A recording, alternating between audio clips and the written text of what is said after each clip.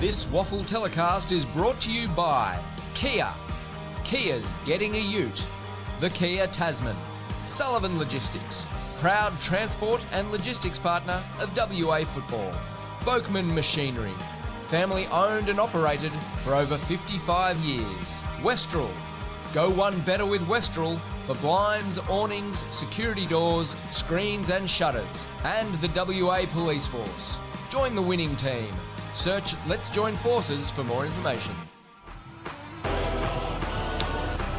Round 9 in the WAFL on this WA Day long weekend heads to Northam regional footy, and it's great to see the Eagles and the Demons heading to the regions to take part in what should be a fascinating contest. 9th and 10th on the ladder as we speak. Sun is shining, which is the good news here as the West Coast Eagles make their way onto Henry Street Oval, looking to make it back-to-back victories after their 21-point result over Claremont last week. Great to have your company as well on 7 Sport, Mark Reddings, alongside two-time Subiaco Premiership player Rod Willett. And Rod, in brief, great to see footy come to the country. Yes, indeed. They love their football up here in Northam, and the crowd's starting to build, so it should be a fantastic game. And of course, we've got Cole Horsley, the coach of the West Coast Eagles, a country boy himself, and of course a 3-time Premiership captain at Subiaco. Kyle, the West Coast Eagles up here, and you're on business. You're looking for back-to-back wins. Yeah, it's exciting. Really happy with how we performed last week. Probably played with that country flavour. Really tough in the contest, got the ball forward and locked it in there. So hopefully we can replicate that today. New recruit Jack Hutchison. First time we'll have a look at him. What are you expecting from him today? Well, his highlights package was really impressive, but what we have noticed from the scouting on him and meeting him, he's a really selfless guy. He looks to give the ball off, wants to bring his teammates into the game, but then a great aerial threat. But yeah, it's a big ask. Picked up mid-season, fly all the way over here, jump on the bus to Northam. But he seems like a really level-headed kid, and I'm excited for what he can bring. Good luck today. Thank you. Cole Horsley, the coach of the West Coast Eagles, joining us as Henry Street Oval. Let's, thanks to Truck Assist, have a look at the team lineups here.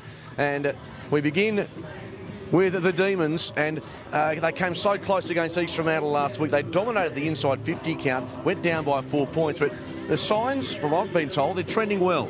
Yeah, they started playing to get to some connectivity between their forwards and backs in midfield, so they're looking a lot better and should put in a strong performance today. We know Sam Stubbs has been terrific in attack for them. We know that they had some injuries this year. Can they have the depth to get across the line today? One man who knows is Peter German, the coach of the Demons. Peter, welcome to Northam. It's an important match for the town, but also for your club. Yeah, it is. We're trying to obviously really build to something.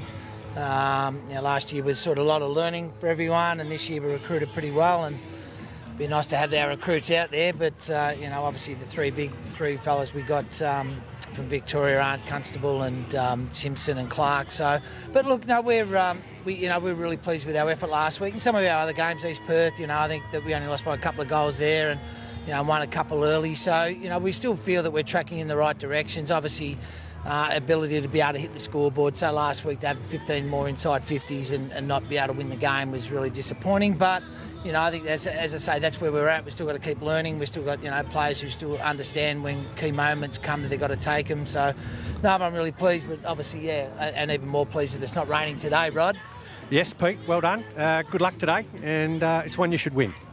I don't think in WAFL competition you can ever say there's one you should win. Look how well they played last week, West Coast against Claremont, and then obviously Claremont smashed up Peel. So I don't think that there's any gimmies. Absolutely. Peter, thanks for your time.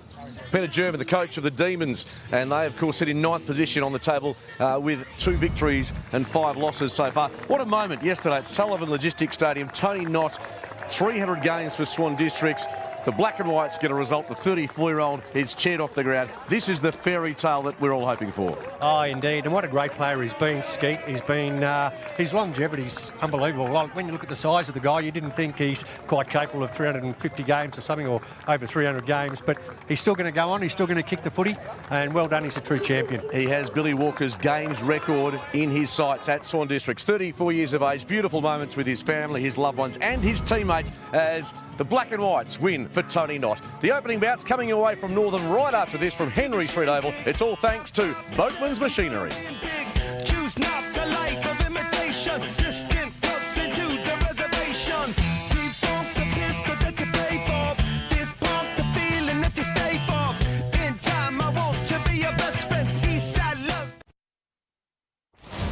This WAFL telecast is brought to you by Truck Assist.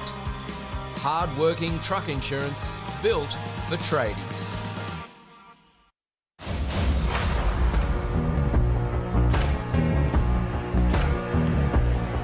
Long towards full forward. Barron down there. Wiley lurking behind the pack, but he's not required. What a strong mark that was. That's his second goal. Perth's 8th. Oh, shocking kick, but Hill is there. Oh, he misses. Showed courage to go back after it, but he made it hard for himself. Curry. Don't tell me it's another one. Oh, my goodness. Curry's put it through. Perth are 11-5. East Fremantle are 4-4. And Curry's loose. Now Hill is loose. Hill will go in towards an open goal. He's pulled the kick. No, he hasn't. He's put it through.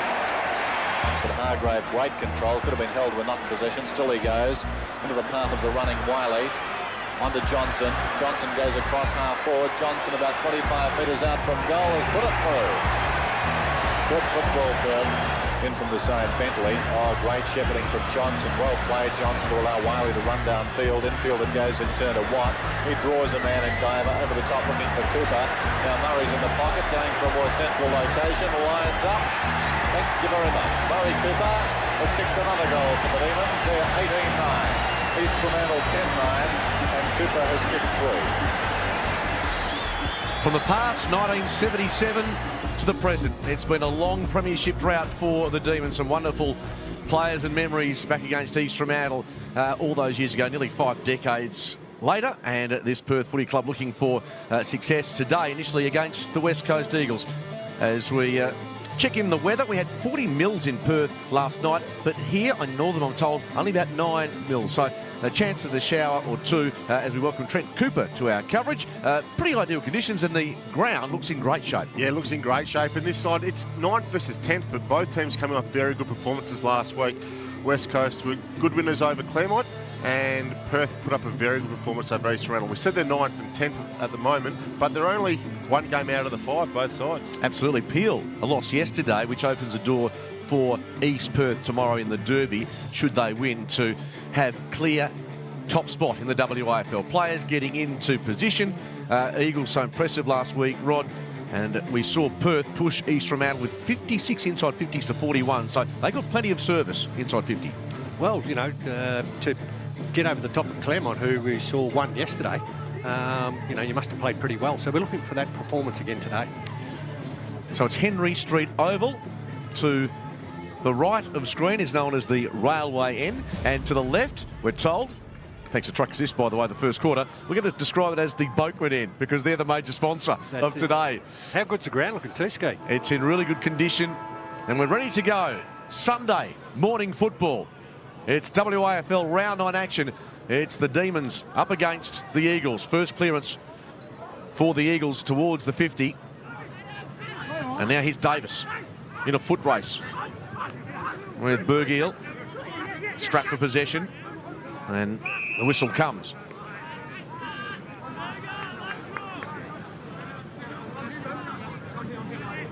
Breeze probably going across the ground as we speak. In the congestion, clearing kick. Taylor tries to blunt the footy. It dropped just in front of him. Hand pass by Byrne, wasn't bad. Going to ground was Regan Clark. The Eagles have won it back. They head through the middle. Clean pick up by Locke Rawlinson. Turned 19 yesterday for what it's worth. Ends up in the hands of Baker. They've turned the footy over. And the Demons up to almost the 50-metre arc. It was a tough ground ball for Kane Johnston. He gathers it, gives it. Close quarters was Chaplin. And the boundary line looms. Bit of a scrappy start. Both sides working themselves out. Probably a little bit of jitters too, coming all the way up to Northern in front of this big crowd. Yes, Rod Willett and I made the drive this morning. Some memories. El Cabello Blanco, one of the places went past as well. Trent, as the ball is knocked boundary side. Players go to ground. In the end, it's Rusco off a step. Kicks to the wing. Gathered by Singh. He got his hand pass away. But ball is the call. And the Eagles have won the ball back. Be interesting to see if they're holding the ball decisions adjudicated. We saw a change after the AFL. If the WAFL do, there's a bit more play. to my eye, they'd already been paying those in the WAFL, so I don't think we'll see as big a difference. And Jack Hutchinson with his first touch as an Eagle, the 22-year-old who played in the VFL with Collingwood, and there's a free kick or mark at the 50 or thereabouts to Archer Reid. I think it was a good contested mark. He was in front. I think I wasn't sure if he come down with it, but he did. Mark's paid, and no flags, but I've got a feeling that's into a slight breeze with this kick. Archer Reid. Yes, our first real glimpse of what this breeze is doing. A deliberate approach. The kick got good carry and just across the face. So certainly, at first glance, the breeze not causing too many issues left of screen. It did seem to carry that footy, didn't it? Got an extra 5 or 10 metres. Kick by Taylor is sound. Finds Davis. And the switch is on. Captain. Hard up against the behind post. Eagles have set up well behind the ball here. As a result, Taylor not the ideal kick. Awkward one to trap for Barnett. Of course, he comes in with Matt Flynn playing yesterday for the Eagles. Tackle was over the shoulder on that occasion by Brogan Henry. Free kick. It's Rawlinson. Locke Rawlinson. Lobs it to the top of the square. Sets of hands were there, off hands, and Hutchinson almost with his second touch. He was in a good position. He's renowned as a high flyer. On that occasion, he was cast in the role of a rover. Yes, no, he was a little bit unlucky. Read it well off the pack. Just couldn't squeeze it in, unfortunately. Promising signs from the mid-season draftee, taking it pick number 3. Wearing the time-honoured number 83. Yeah, the Eagles have a few of those higher-ended numbers, and they're looking to press Perth here. Byrne, Taylor, Rusco couldn't quite wrap him up. Davis has got pace. Heads with the left. Inside 50 ball's poor. Cut off by Mercer. Over the top. Wasn't ideally placed. But in the end, Hall took the left hand with some guard. Livingston up against his former club. Have it to Bergiel. And it's turned over. Cornelio. And Taylor is being used as the conduit to send it across half back into the arms of Ben Fairbank, who's one of the inclusions for the Demons this morning. Slensog playing in defence, which seems his more natural habitat. Good ball through the middle, and Charlie Thompson in space. The leads will start to come. He might go all the way. He chips it pretty well to the pocket, and the mark's been taken. Johnston in position A. I thought for a moment Thompson was going for home, but he took something off the kick. Yeah, good transition play there from Perth all the way through. Thompson, great kick to advantage and coming out full forward. Nice lead, and he juggled it, Kane Johnson, but set shot not too far out. Has played some time in defence, can take a spectacular mark. Fortunately, he's missed a very gettable goal. No, you're not going to get any easier shots than that probably today, so they need to kick them if they want to win this contest. It's one of the concerns for Perth. They're ranked 10th in the competition for disposals per goal. So they're getting hold of the ball, just not converting. As I mentioned, against East Fremantle, they dominated the inside 50 count, so some of the metrics are looking good, but the most important stat in footy, as you both know, is the score, as Yo out of defence. Good hands. Mark taken by Cully. In transition, the Eagles moving the ball well. Inside 50. Opportunity, at least they were hoping for the Diwa, but he couldn't quite get on the end of it. He thought the Eagles had a really good opportunity there, but the other extra player, Trent, didn't get over to the contest. They could have had a 2-on-1 there. Yeah, Jacob did very well in the back pocket to keep that ball locked up. Clearing kick, Stubbs in good position. Had 2 Eagles to beat, though. In desperate trouble there is Cooley, 50th game, averaging 26 disposals a match this year. Eagles get it back. Kick by Cully right to the goal mouth. Demons defence under pressure. They've coughed it up off the outside of the boot. Kick just didn't have enough on it. And a smother off the boot of Brogan Henry results in another behind, but almost a moment or two there for Archer Reid. So the Eagles more than holding their own early stages of this match. Sunday footy, kick with some carry. Comes out the back. Hand pass went from Barker to Gilby. And now Cully. Searching ball. Inside 50. Slingsock kept his cool. Man zone. And now Taylor. Demons defence doing a pretty heavy shift here. Byrne drops the mark. Zone's there to help out. Sends it wide. And Jai Clark now with footy. Have some runners. And Cooley uses Byrne. Well, he needed his teammate in Edwards to turn and shepherd, which he does now. Byrne eases the ball into the hands of Stubbs. And this is a decision to be made. Does he pass this off, or does he try to thread the needle? He will be having a shot. If you look at those flags behind the goals as well, that wind looks like it is favouring the Brockman end, but it could be a hard kick from here, I think, Trent. Yeah, I think he can left-hand goal post. Breeze might bring it back if you can do that. He's one of their goal kickers, Stubbs. And Sam Stubbs coming off 5 goals, 3 against Claremont. Johnston, big grab. There's a contender for your Kia mark of the round. It's really been different so far. West Coast have got to their goal square a few times. They haven't been able to take the mark, but Johnston's taken 2. He missed his first. He's going to go round his body. No such problem this time. The first on Sunday morning football belongs to the Demons. Really good pass.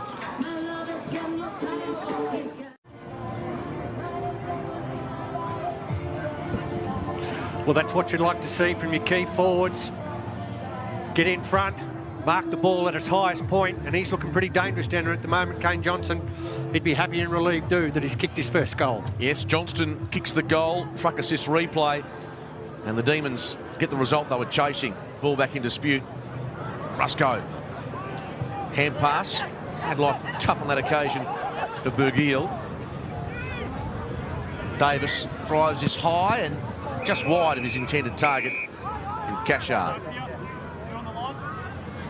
The Eagles ball, Mercer, the recipient. Not a lot of movement here from West Coast. They're probably going to have to go along up the line. To go back to round 16-17, 2021, when the Eagles last won back-to-back games. Here's the kick intercepted by Fairbank. Sets it up.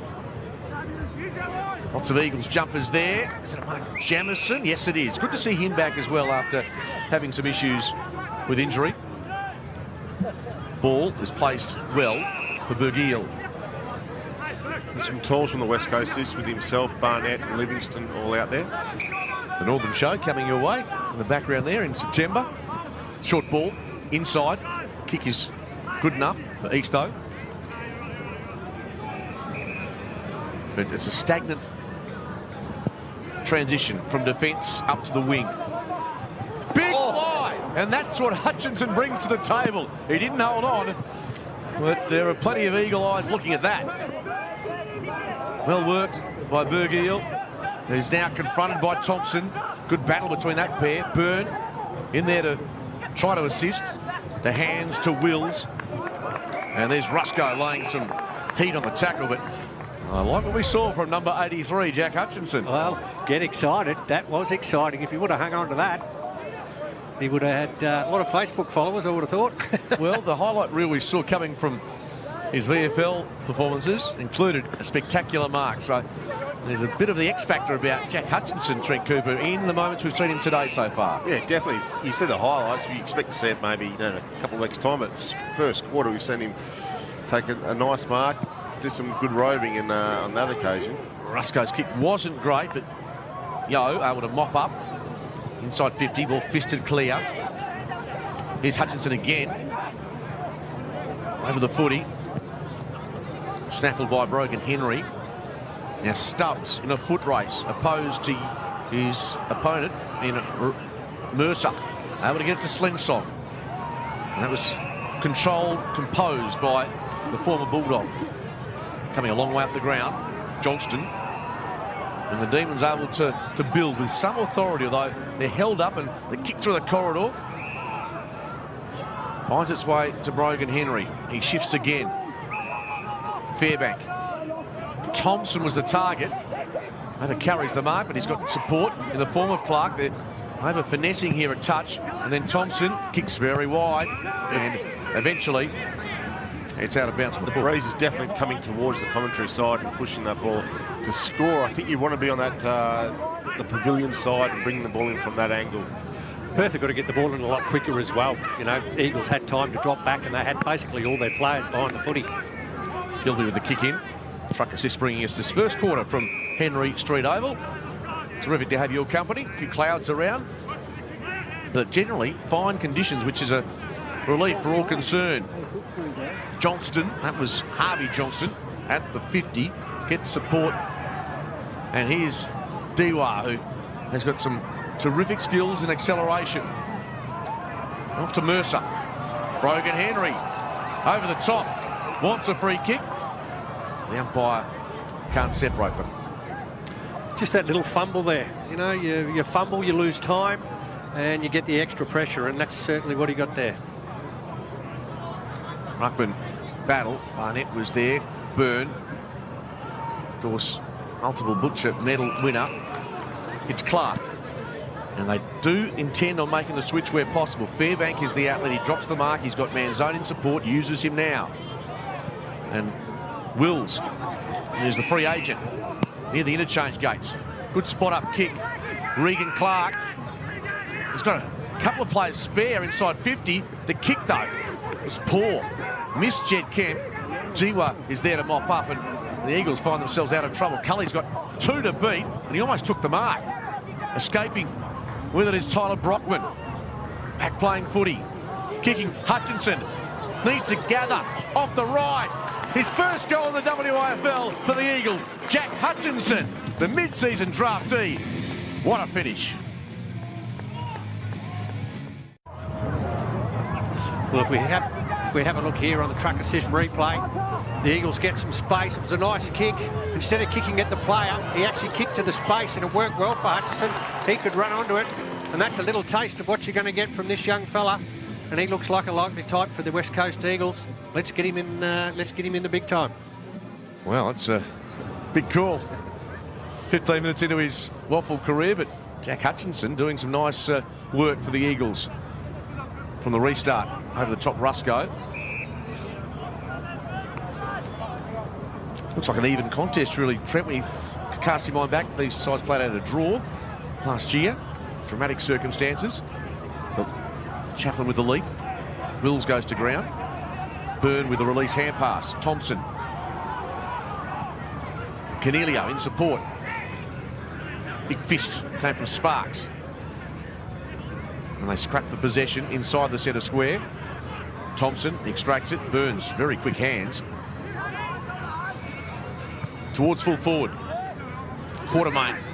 Hasn't seen much of it yet. Now off the left, Davis. Goes central. On the ground.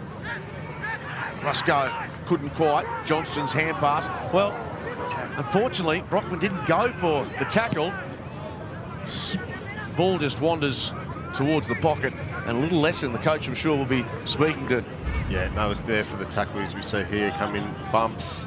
Fortunately for him, he dispossessed him with the bump. If not, it would have been an easy hand pass. But at the moment, Perth 11 inside 50s for just the 2 shots on goal. And that's been their problem all year, and one they'll be hoping to resurrect or change during this game. Barnett won the tap. Lots of bodies around this footy.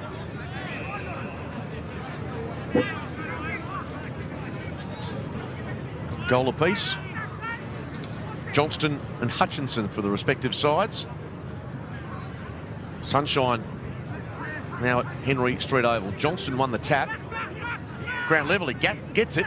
And the kick, not 15. Off the outside of the boot, Quartermain improvises successfully.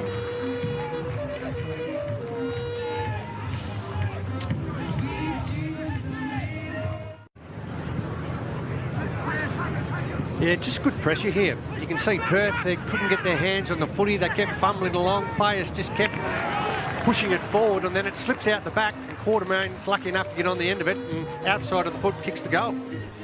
Scoring happening predominantly by turnovers so far, Trent. Yeah, it's all by one goal, and that one, on that case, good just rush forward play.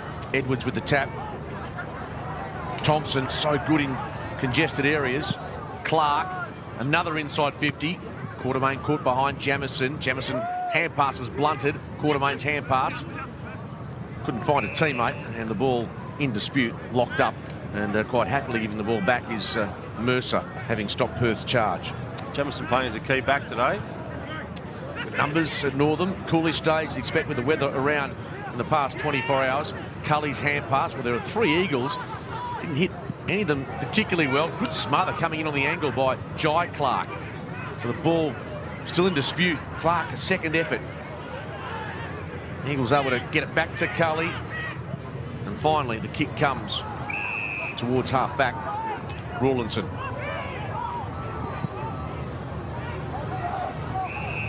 Rusco. Good kick for Brockman. A little slippery underfoot, as you'd expect. And it might be a 50-metre penalty. Cully will keep going, but this will end up being, I suspect, a shot on goal for Brockman. Cully kicked the goal too. Yeah. He's been good so far, Cully. Had that contested mark here right in front of us that resulted in that first goal, and a good contested ball win there at half-back, and he looks to be travelling well through the middle of the field.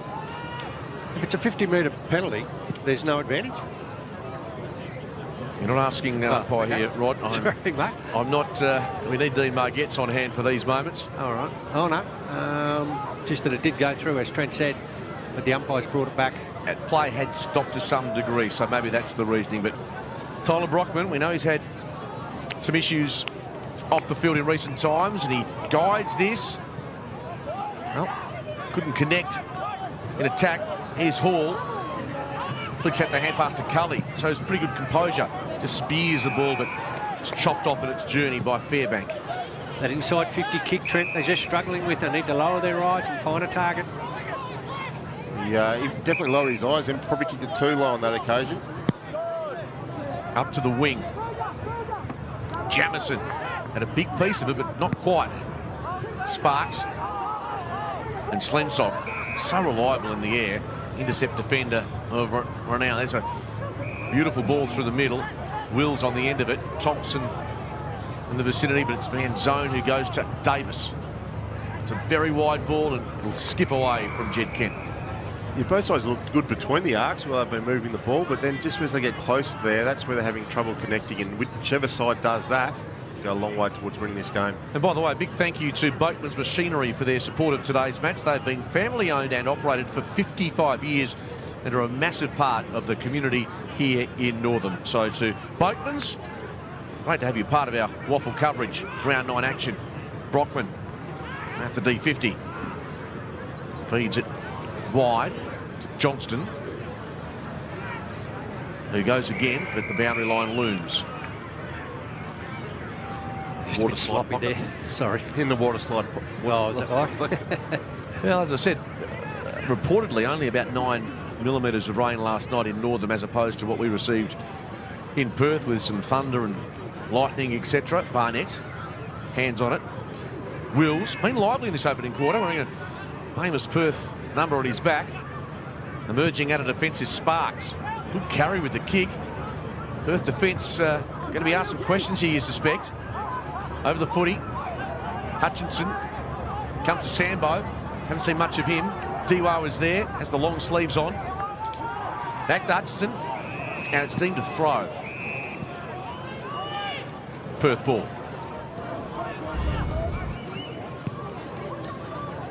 Yeah, good tackle there. Can he go very slow to start to the game for him? First free kick for the Demons. Ball gets to Wills. Low scoring affair. And the Demons quite happy to go all the way back to Taylor. I think both teams will be happy just to stay in the game as long as possible. Skeet as well. Man zone. Almost claimed by Cashard. Out of defence, clearing kick by Mercer.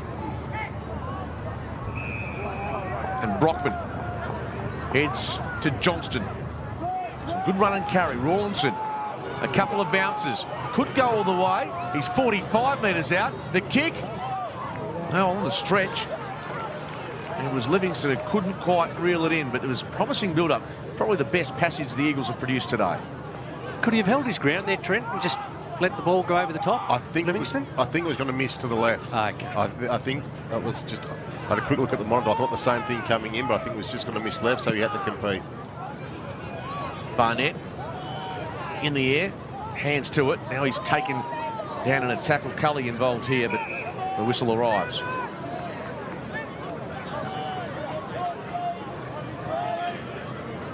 Pretty even numbers through this first quarter. Round 9 of the WAFL. 2 more matches tomorrow will be at Fremantle Community Bank Oval for the Bulldogs and the Sharks. Byrne, Sambo, rush through, release the hand pass. So that stat then tackles inside 50, 8 to Perth, 1 to West Coast. Perth are doing a good job when it gets there, keeping it in there, even though it hasn't necessarily resulted in scoreboard pressure. Ball tap clear. Sambo, though, with some real acceleration. Drives this to full forward. He's got good hands on this occasion, has Singh. Back pocket ball, Manzone. It's Barnett. Over the top, though, Edwards did well enough to knock it to ground. Burns, hand pass. Really tough one to gather for Clark. And he did really well just to keep that ball beneath him. Yeah, he did extremely well. Not easy, that half volley with Clark coming at him, but really good ball security, didn't cough it up. Gets a stoppage, which was a good result for his team. Hard up against the boundary. Edwards will give him that tap. Sambo improvises himself. Inside 50. A chance here for Diwa. And a quick call of ball is made by the umpire. Didn't get boot to ball. And Singh moves it quickly. Edwards, a juggle, not quite. Sparks across to Hall. And there's the mark. They've been peppering and asking some questions. And finally it's Lucasen who can hang on to one. Well, that was a better entry inside 50, wasn't it? There was a 2-on-1 there, so I don't know what happened to the other Perth defender. But a nice mark here and an important shot at goal for the West Coast Eagles. To put them back in front, closing in on quarter time. Lucasen, bending ball, and that breeze may well have had a say in that thundering into the post. Yeah, well, the breeze seems to pick up when the storm and the grey clouds come over there, Skeet, I think. So we can see a lot of black clouds in the background, so there might be a bit of wind in the front of that. Don't use the word storm when we're broadcasting in the circumstances we are. But it is quarter time. There's grey skies, but a hot game of footy. 2 points the margin. Demons lead it. The action coming to you from Henry Street Oval here in Northam on this Sunday morning.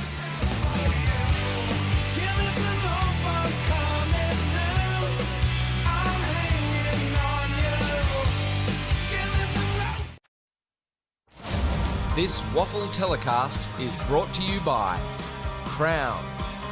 Here's where things get interesting.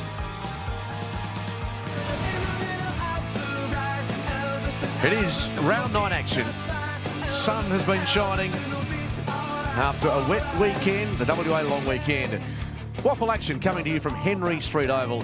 And after the first, it's the Demons leading by 2 points, 2-1-13 to 1-5-11. A tricky breeze, Trent Cooper, but Johnston, Quartermain and Hutchinson our goal scorers so far. Yeah, it's been an interesting game. They've played mainly between the arcs. The ball's been getting in there, but not with any great purpose. 14 inside 50s to 12, just for the 2 goals to 1 in Perth's favour.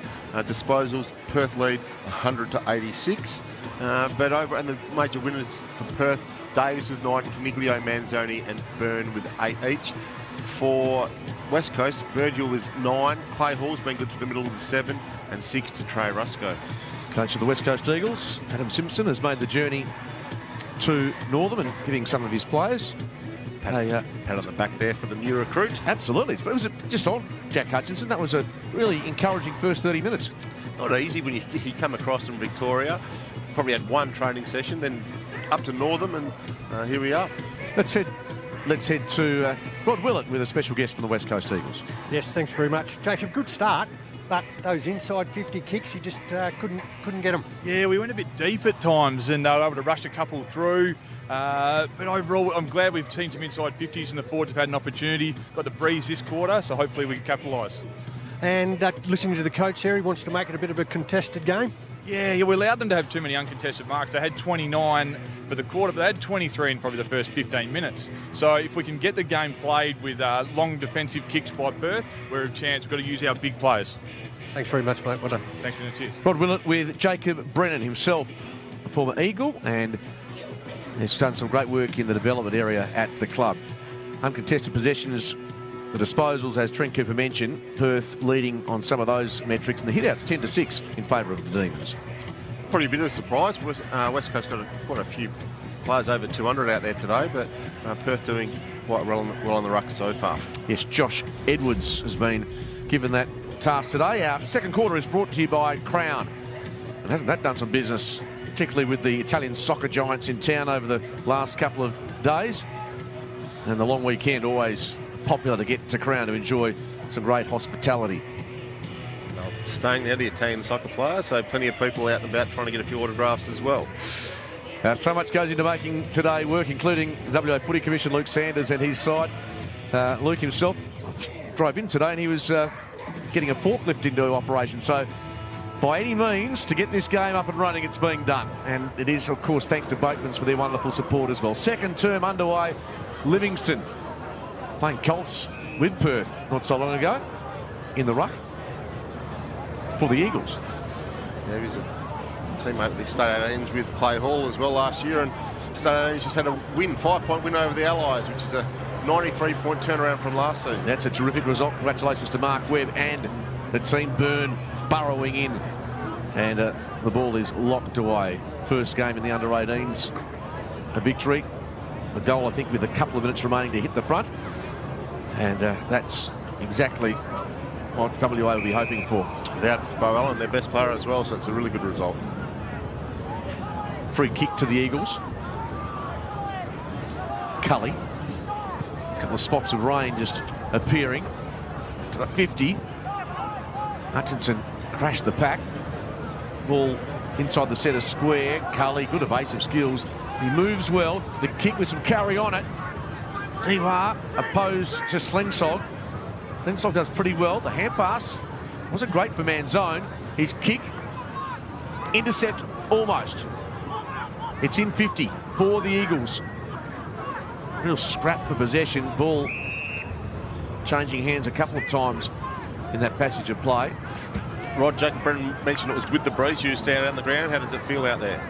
It's actually a little bit swirly. It feels as though there's a little bit of wind that end when you're there and a little bit of wind there. So, but I think this is the scoring end. Carl Horsley did mention that. Yeah, Kyle Horsley, renowned Subiaco Premiership player. Burn, ball toe poked.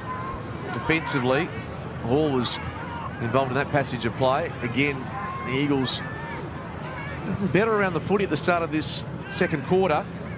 Inside 50, Edwards couldn't take the mark and immediately going to ground with ball in hand after being pounced upon his broken Henry. Defensive pressure a lot better the start of this quarter, Trent, you'd think, from the Eagles? Yeah, definitely. They've been all over him. It's been highly contested the early parts of this quarter. Cornelio's high ball, but only one man went for it. That was Harvey Johnston. Not easy to sit under a ball like that too, Skeet, when it's swirling around in the wind and you've got to stand underneath it, you don't know what's coming. So, nice mark there from the young fella. Should have the breeze right at his back here, we think.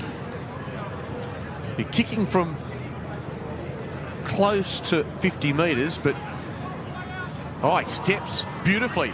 Makes about 10 metres and then kicks right to the goal line. Livingston was there, but the Demons will concede it. Manzone. And interesting approach there by Johnston. Shaped like he's going to kick on his right, then dummied back around and come on his left, and then in the end kicked fairly low. So too much on that kick back in. Slensog was the intended target, but Easto finds it.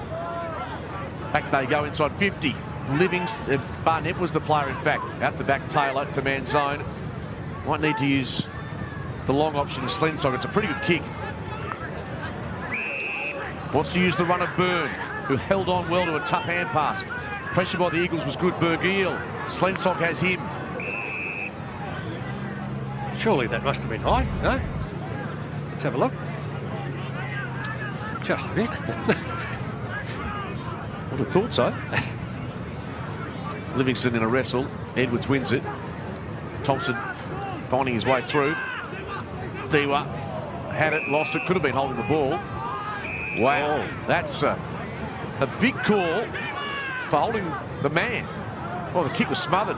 Cooley, what an inexplicable turnover that was by Dewa at half forward. And Stubbs with use of the body. Quartermain surging forward. He's 55 out. Quartermain's still the best option. And still he is. He couldn't take the mark. But he goes off the deck. And that's all that matters.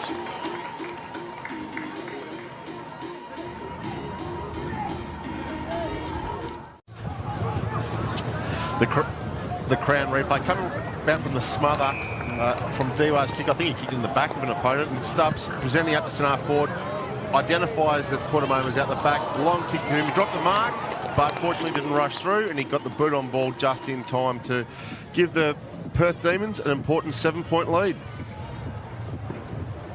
Inside 50s. Well, the Eagles have 7 of them, but the goal to Perth means they're out by 7.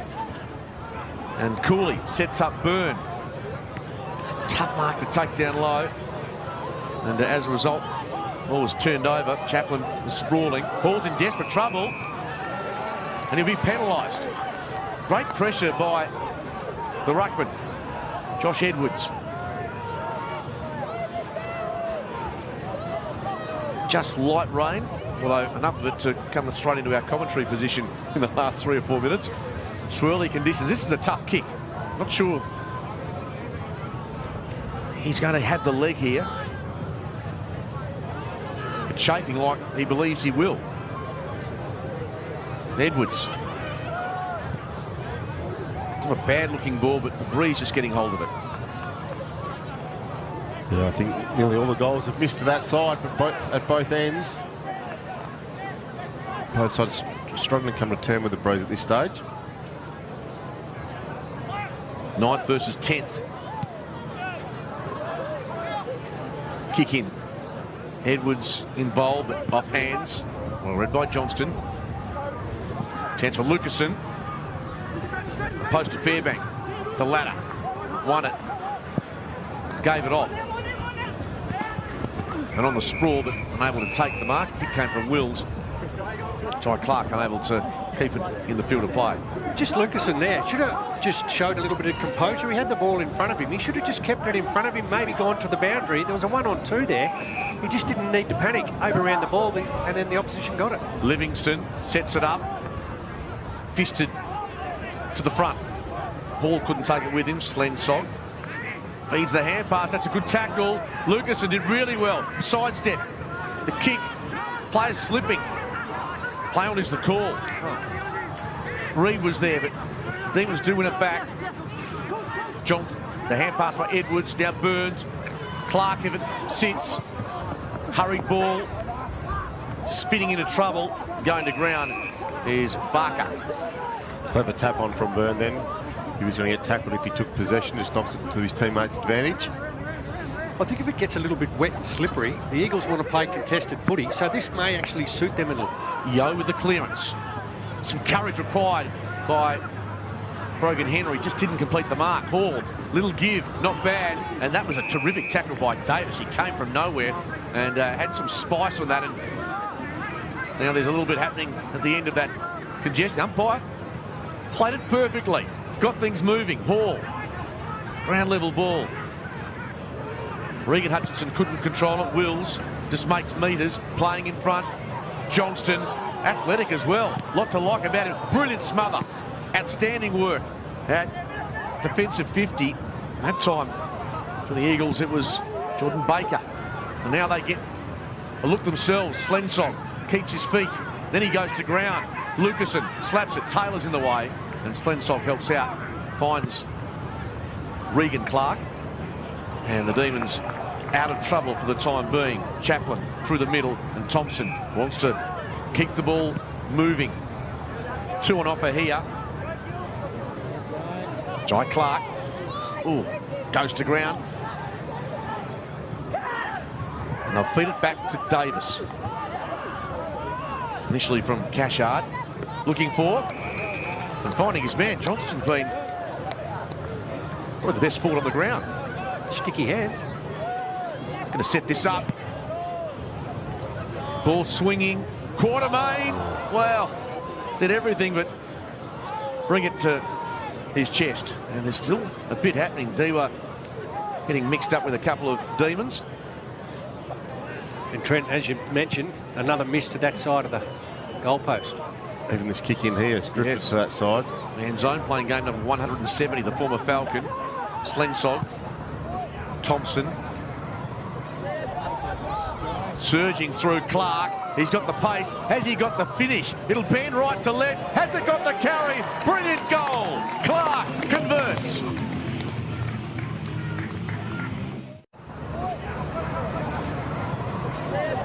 Well, if you look at the Crown replay, Clark is just smart enough to pick up that loose footy. He's a natural right footer. He runs round. He actually took notice of where he had to do. He put the ball out to the right-hand side and the wind brought back in beautifully. So well done and good play. You got to read the conditions early, Skeet. Like us, we should have brought a raincoat, maybe. Well, the Demons have kicked the past 3 goals. Well, there's some blue sky, but also a couple of showers lurking. Byrne, Edwards. Demons looking dangerous. Jamison, ball does finally sit for him. And the Eagles heading towards Dewa, but didn't really impose himself physically enough on that contest, and Taylor comfortably. Matt Taylor in the Stubbs direction. Strong mark. Sam Stubbs, can't miss him. He's a big unit. And he's got a big following on TikTok for all it's worth as well. Well, that's important. Well, to many it is. Spin. Yes. Sam Stubbs, as I said, kicked 5-3 against Claremont last week. They can get some of their big name players back. They become a pretty potent outfit. Clark, of course, their key forward, is still waiting in the wings. Stubbs will have to set this out to the right, and he didn't do that at all. Maybe we're more aware of the conditions than they are because we're getting the rain in our faces, so we're a bit more attuned to it, and that they are out there. But yeah, another one missing to the left. Harley Sparks assesses. They started this quarter really well, the Eagles, but they had fallen away in the last 4 or 5 minutes, opening the door for the Demons. Slensog come across and create a contest here. Dewa, Cully. Some really good evasive skills by Yo. Hutchinson amongst those vying for the footy with Lucasen. Of course, thanks to Westrel, your one-stop shop for blinds, awnings, security doors, screens and shutters. We thank them for their support of today's broadcast. Westrel serving the Perth community since 1973 from memory. That's when Subiaco won a premiership as well. Groundbreaking as it was, as you would know, Rod Willett. Bergier was tripped. Free kick. Just going back to Hutchinson. Picked up in the draft during the week. First game, playing in Northam. Quite extraordinary. Trent will perhaps be involved in this passage of play. Livingston knocks it forward, but the Demons repel. Thompson, Wills. And well measured for Kemp. Cooley. Such an accumulator. That ball just falls short. And Jamison in the way. I dare say he wouldn't have known where Northam was before this week. And the chance of him playing here would have been very long odds a week and a half ago, but here we are today. Yeah, the daily double of being drafted to the Eagles and then playing your first game in Northam, prohibitive. Sambo was held without the footy and will take the advantage it's afforded him. Sends this high. Lucasen, fingernails, not quite. Slensog. Always looks like he's got time on his side. Cornelio around his body. Edwards and Livingston. Hayward's on the ground. Livingston couldn't dispose of it correctly. Thompson, through the congestion, just knew there was support behind him in the form of Wills. Cooley, now Byrne. Again, looking for a bit of space. The kick by Cooley is poor, to say the least. Tackled by Hayward, though, is terrific. No prior, or was there? Yeah. Done cold. He could have dropped it onto a foot, so that's why it's considered the prior opportunity there. No legitimate attempt to get rid of it. Good tackle. He had a player here he could have gone to, this one here. Yeah, so it's no to Yo.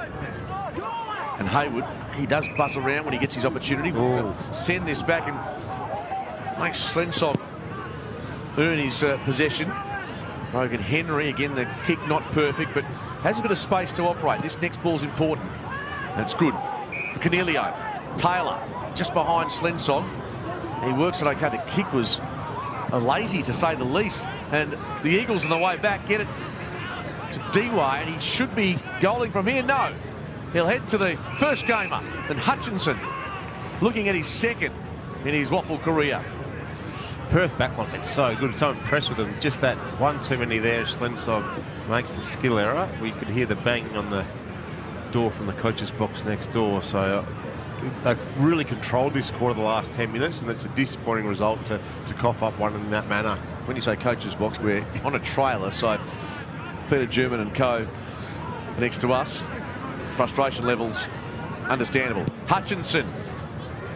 Well, he's going at a goal a quarter in the WAFL. The new Eagle scores again.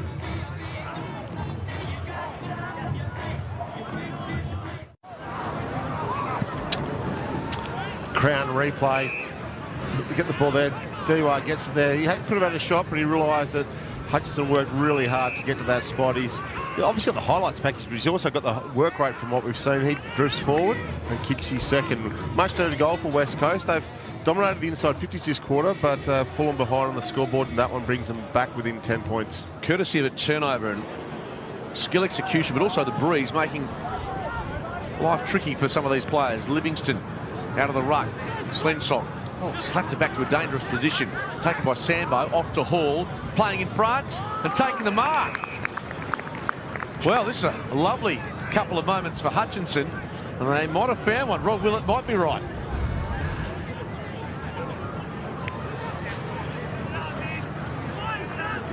Sullivan. Logistics, of course, great supporters. Hutchinson now from 30 out directly in front. And he has back-to-back goals. The Eagles are within 4. Well,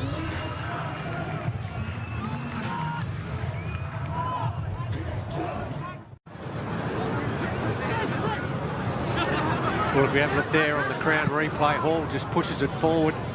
And a smart forward and a good forward, Skeet's always in front. And that's where he was. The kick went short.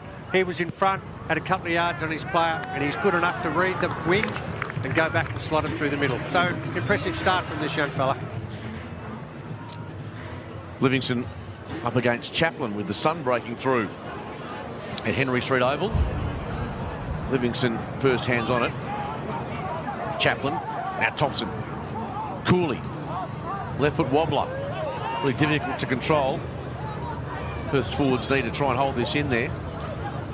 Cooley goes to ground. Bump was fair. And the whistle is blown. They've done really well, the West Coast. They were probably under the pump there for quite a bit, and now they've hit back with a couple of goals, and they're just trailing by 4 points. Yeah, Jack Hutchinson responsible for that comeback in this quarter.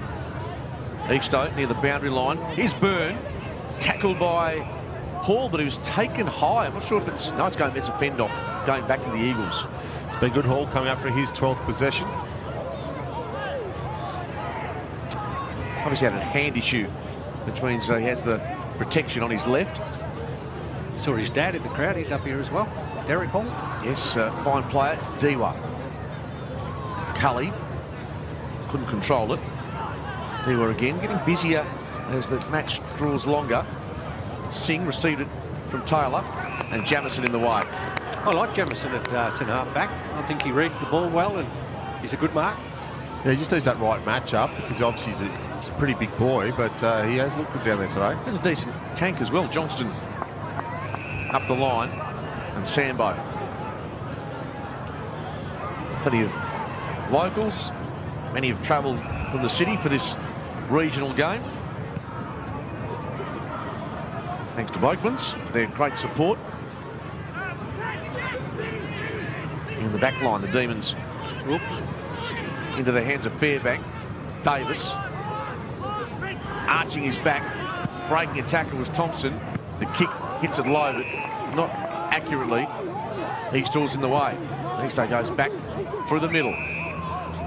Play Hall has a spare in Cully. Always like it when he's with ball in hand, almost over the top. It's Rusco. Yeah, I like Cully's game. He's had 12 possessions now and looks to be tracking well through that middle of the ground. I think that's about the third time Rusco's got his hands to it. Hasn't been able to actually capitalise and hold onto the mark. 10 out. Eagles attacking. Hutchinson, the tackler. The time on in this second quarter. Ball fisted to a dangerous spot. Hall off his left. Just missed. He was celebrating. The goal umpire wasn't on the same page. I think he was on his own. Might have been an attempt. It's a little embarrassing when you head back to your position having given it the double-fisted cobra and then no result. Cully use of the body is good. Yeah, he's making a strong case in front of Adam Simpson to earn a promotion. Diwa, 55 out. No one coming at him, is there? She's just going to throw it up in the air.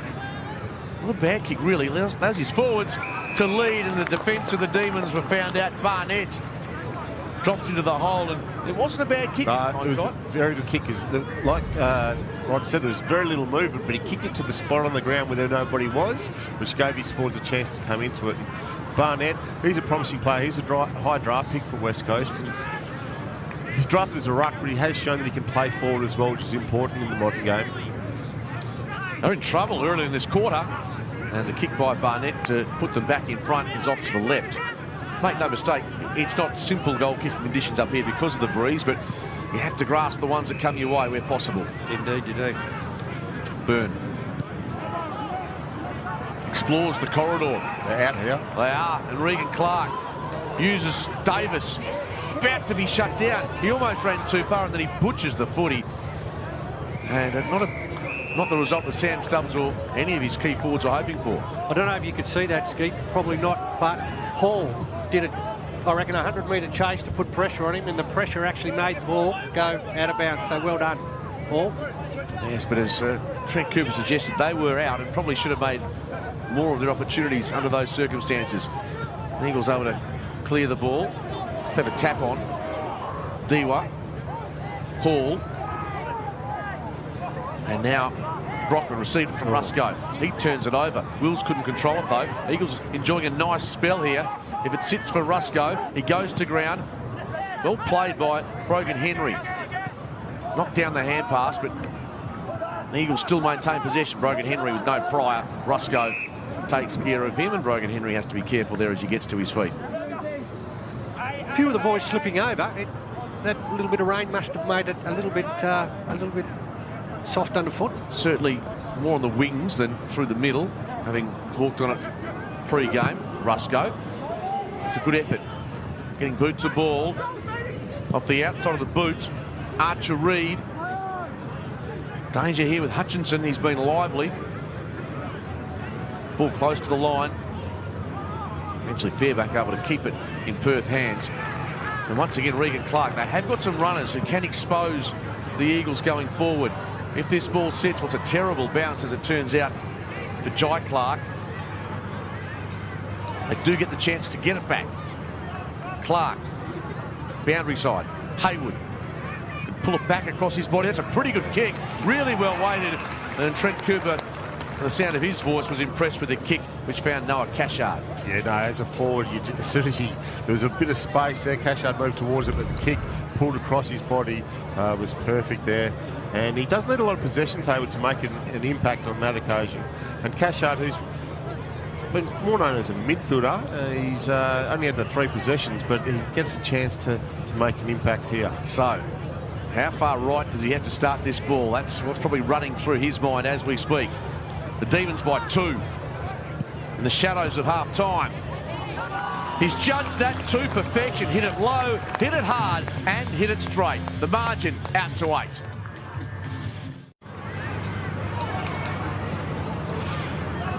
Crown replay, the ball comes down to Hayward. Really smart, pull across the body, out into space with the leading Cashard, who's more known as a midfielder than a forward, but he's playing down forward at the moment. And he went back and kicked it out to the right and brought it back in with the breeze, which more experienced players haven't done so far today, and to give Perth an important 8-point lead. Yeah, good kick by Hayward, as you said. He's one of 2 inclusions today for the Demons. Eagles with momentum. Perth get the goal. Time for one more perhaps with Hall. Hand pass was terrific. Kick though by Yo, just across the face. Hutchinson is the call, or Hutch as they're saying out on the ground. Man zone. Quick release of the hand. And the ball's gone out of bounds on the full. Resultant kick to be taken here by Bergiel. It's been good man zone too. He's had 15 possessions. Speaking of possessions, it's 196 to Perth. Yeah, not unusual. They're a high possession team. Tricky kick there, this for Bergiel. Sets it up. Cully was in the vicinity. Comes back to Brockman. Scheming, searching for answers. And Hall, close to the donut stand. Out of bounds. He's up to 17, Clay Hall. Real workhorse. And it's 197 disposals to 158. It's a big differential. Not saying that's going to lead to a victory, but Perth a high possession game. And speaking of possessions, there's a good one for Cully, who calls for come, liked his game. Yeah, no, he's been... he's going to have a shot. He's got the wind behind him. Absolutely. It's a... that's going to be an 80-metre carry. He'll be on the highlight reel for the rest of the year and beyond if he does produce something. Torpedo. Yes. Yes. Can he hit it sweetly? 14th possession. No. And the cheers or the jeers, no surprise. He has a big smile on his face. He's had a big first half, though. In a game, both these sides, 9th and 10th on the ladder. The Demons and the Eagles with 2 wins for the season. One looking to make it a 3rd today. Regional footy coming to you from Henry Street Oval in Northam, where the Sun is trying desperately to break through. An even first half. Both sides have had their chances. Yeah, definitely. And I thought the defences of both sides have held up, and I think the better players from both teams have probably been in defence. Through the middle, both sides have looked like they've had the chance to move the ball. They're not getting really good looks from that 80-metre to 50-metre out. The kicks have either come in too shallow, they've gone deep to lots of players, which has been easy to defend the ball through for a score. So evenly poised first half, 8-point margin to Perth. They'll take that. The inside 50s at the moment actually favour West Coast 27 to 25. Let's head to Rod Willett in the middle of Henry Street Oval. Yeah, thanks very much, Mark. Charlie, well done in front, but the West Coast Eagles seem to dominate a little bit that quarter. Yeah, probably back half of that quarter. I thought we came out after quarter time, probably into a slight breeze, and probably got on top in the first half of that quarter around the ball. Maybe didn't capitalise enough as we would have liked, but back half of that quarter they probably wrestled back a little bit. I think it's a pretty even game now. Just tell us a little bit about conditions, the underfoot, how is it, and swirly conditions as well, especially kicking for goal. Yeah, definitely swirly. I think it's pretty dry, so there's no dramas with that. The ground's reasonably heavy, like it's got that sort of cushiony surface, but yeah, the wind probably blowing over to the broadcast side makes it difficult when kicking inside 50 and for goal. What have you got to do to get in front and hold that lead? Yeah, I think definitely their midfield's their strength. There's some big boys in there, so if we can sort of stay even with them in the midfield and then probably take our chances going forward, I think we give ourselves a good chance. Good luck, well done. Cheers, guys. Have a good one. It is Charlie Thompson. He's one of the key mids for the Demons. Perth kicking 3 goals 3 to the Eagles, 2 goals 3 in that second quarter. Adrian Barrett's the president of Perth, about to join us. Northam at its finest, Sunday footy. Back with our halftime show right after this. State versus state, and mate versus mate. Bring your mates down and feel the energy and excitement of Origin Game 1. It's on our big screen venues and it's happening at Crown. This WAFL telecast is brought to you by Chemist Warehouse. Save more money every year with discounted prescriptions in every store every day. Well, it is because the breeze is blowing across from left to right. Will this be number 100 for the year for Mick Ray? It's on its way. Looks all right. Yes, it is. Mick Ray has kicked 100 goals for the season. What a magnificent achievement this player has had to overcome throughout his whole career, whether it's been poor form or what. And this is the one real high spot for the Perth side all year. They've had plenty of lows, but Mick Ray, playing for Perth, the first player since Ron Tucker to kick 100 goals for the season. Half-time coming to you from Henry Street Oval in Northam, and it's the Demons leading by 8 points over the Eagles after holding a 2-point advantage at quarter time. Great to see some vision of Mick Stinger Ray, 100 goals in the WAFL. Some memories for all those Demon supporters. Of course, originally from West Perth, and before that, a Victorian. There are some of the numbers through the first half, Rod Willett, and both sides had their opportunities in that second quarter to take control of the game, but our Maxis, best player in heavy traffic, Trent Manzone, former Falcon, getting plenty of it for Perth. Yeah, no, he's been a consistent player since he swapped over that. He's a thumping left foot kick, and he's been a good pick-up for Perth, and he runs through the midfield. He can get out at the wing. He can even push forward or back, so he's a very handy player, and he's also got that experience under his belt now, and he'd be a real leader around the club.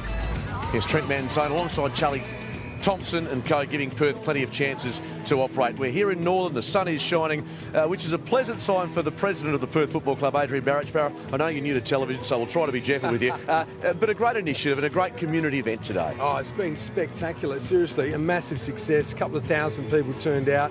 I thought we were going to have to get an ark at one stage there because it was going to be so wet, but it's turned out beautiful. Happy to bring the rain for the farmers as well.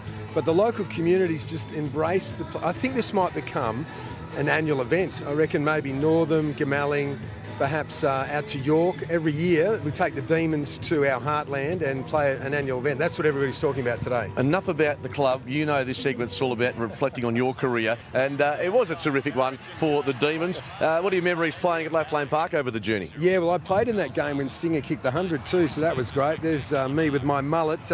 Willie Dick's here today because he's a local boy as well, and he just met Ben Cousins. He was rapt about that too. So yeah, there's the Eagles days as well. I thought they were going to show that vision when you tailed me up at fullback. Remember when we went to full forward and you gave me a hiding? I couldn't play full forward to save myself, and I learned a lot from you, Rod. You're a good man, giving me a rap there, but I can tell you a little bit about Stinger Ray as well. He was a huge man, and he was over 100 odd kilos, and he'd try and jump on your back and take marks all the time. He'd absolute crusher. He went for a hanger. Remember his partner in crime, Wayne Ryder, who we lost recently. Wonderful guy. But there's a bloke walking behind here that I wanted to mention, Luke Sanders from the Footy Commission. Done a power of work here. Massive job. Well done to Luke Sanders, my friends. Barra, your team's in front. Let's hope for your perspective it stays that way. Thanks for being part of half-time. Good on you. Great to see you guys. Adrian Barrett's the president of the Perth Football Club. So much more footy coming your way tomorrow. We're in Fremantle. It's the Bulldogs and the Sharks. Two foes that don't like each other. And following this one, we're heading to Traeger Park as the Dockers take on the Demons. Fremantle scrapping to make their way into the top 8. Plenty more to come as part of the halftime show. We've got the EGT goals of the round and the Kia marks of the round to come. The 7 News team couldn't be happier to be part of the Chevron City to Surf for Active. Walk, run or roll. It's one of Perth's great community events. Register now for the Chevron City to Surf for Active. This WAFL telecast is brought to you by Kia. Kia's getting a ute. The Kia Tasman. Sullivan Logistics. Proud transport and logistics partner of WA Football. Boakman Machinery. Family owned and operated for over 55 years. Westrel. Go one better with Westrel for blinds, awnings, security doors, screens and shutters. And the WA Police Force. Join the winning team. Search Let's Join Forces for more information.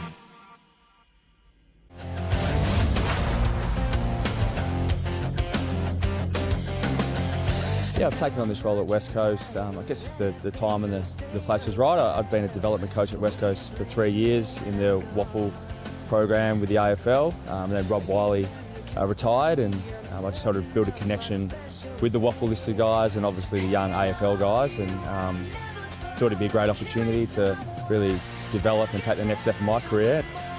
An environment where I knew the players and I really enjoyed what was being created.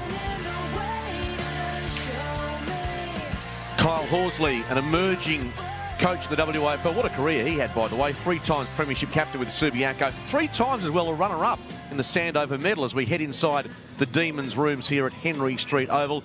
They lead, but only by 8 points. Quartermain with a couple of goals. And we know Hutchinson for the Eagles has 3 next to his name. Thompson and Hall, the most touches in the first half with 17 disposals apiece. Time to reflect on some of the great marks and goals of the last round. We begin with the Kia Marks of the Week.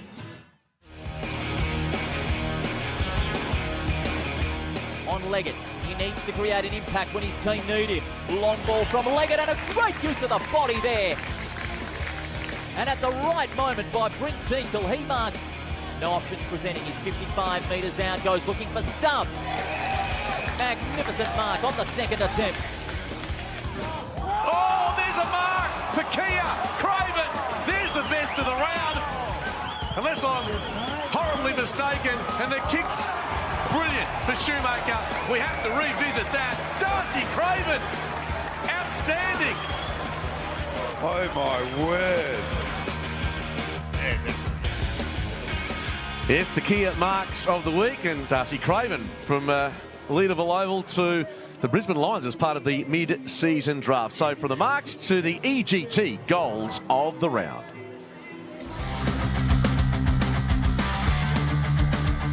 Coming out to meet it's Lynch, gathers it well, but he's got company in Moult. Shakes him loose, gets it to Cipro's got 3, goes long and strong for 55! Goal of the day from Cipro! One down by Glass McCaskill. Shelcraft gets a handball out to McLaughlin. Bright throws it on the right boot towards goal. He heads through. Favoured by the bounce. Can he take clean possession? Yes, he can. He was able to keep his feet at the last moment. Open goal for Bokus, and he's got goal number 3. Solid, dangerous kick. Watts under pressure. Mayo, what a steal! What a performance by Jack Mayo to make something out of absolutely nothing. South's just looking to hold things up. Voss somehow finds some space and kicks a goal.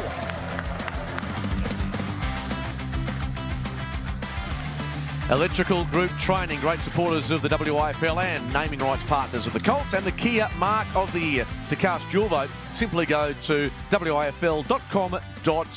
Big crowd in Northam, Sunday afternoon footy. The second half not far away. The Demons and the Eagles. It's Perth by 8.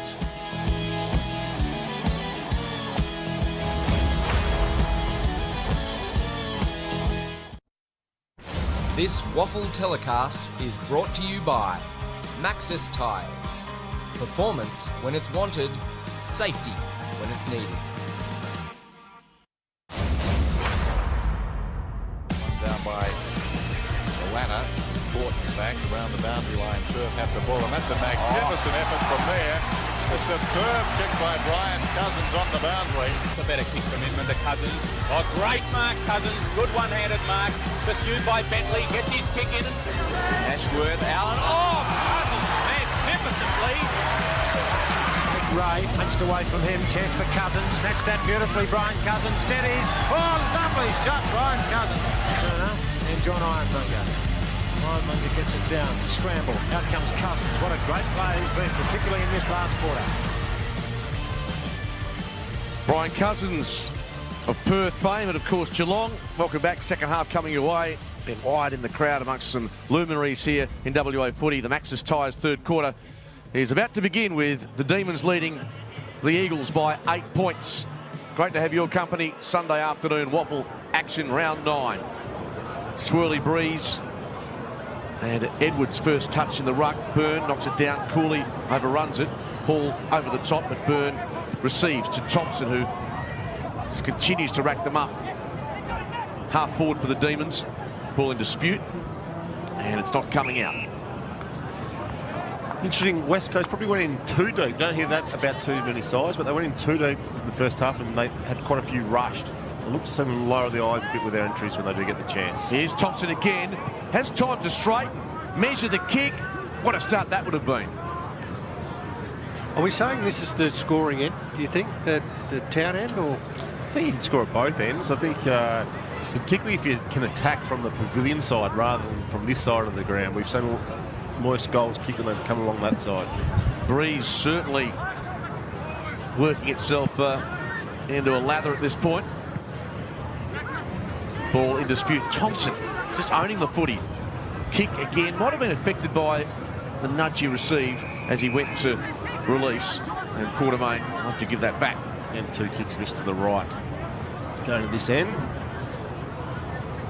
Mercer will be obliged to kick down the line here.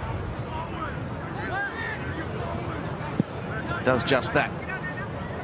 Ball sails close to, and was it touched by Singh? Not according to the umpire. In fact, it was touched. So maybe if he knew the boundary line was that close, he could have allowed that to float over. Well, we're expecting the Eagles to play along the boundary and make it congested, in the Perth they're going to be going through the corridor. Hall, that was an inventive hand pass. Barnett, Rusco, Cully, run down by Davis, but still got the kick away. Fairbank uses Brogan Henry. Good kick to the middle if the mark is completed by Chaplin, which it is. Byrne eases the ball beautifully onto the chest of Kemp, and that was a terrific kick. He could have blazed, but he saw a target and went straight for it. Not an easy kick. It's probably the same to the middle of the points to the left here. Starts his approach inside the centre square. Lightly framed Jed Kemp. Only the 4 disposals today, but if he can score from this, he'll have made his mark on the game at the start of the 3rd quarter. Looks okay. Going right to the goal line and beyond. Judged that superbly.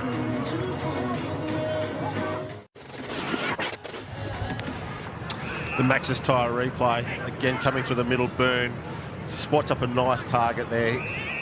Hits him lace out. Jed Kemp goes back. It wasn't an easy kick. We've seen a lot of those miss to the right, but he put it up there out to the left, rode the breeze home, and a good kick from 50 in these conditions. We haven't seen too many making it accurately today, and makes it a 15-point lead for the Demons. Feels like there's some weather brewing. The breeze certainly is gaining strength.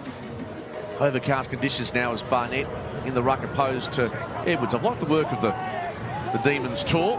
Hall runs the full complement of metres up towards left half forward. Maybe a hold or a push. Either way, a free kick will come back to Singh, who goes immediately to Davis. Over the top by hand to Byrne. Singh, and they feed it all the way back to Taylor. So not a lot gained out of that, except now they have some numbers on the broadcast side. Thompson will be the target.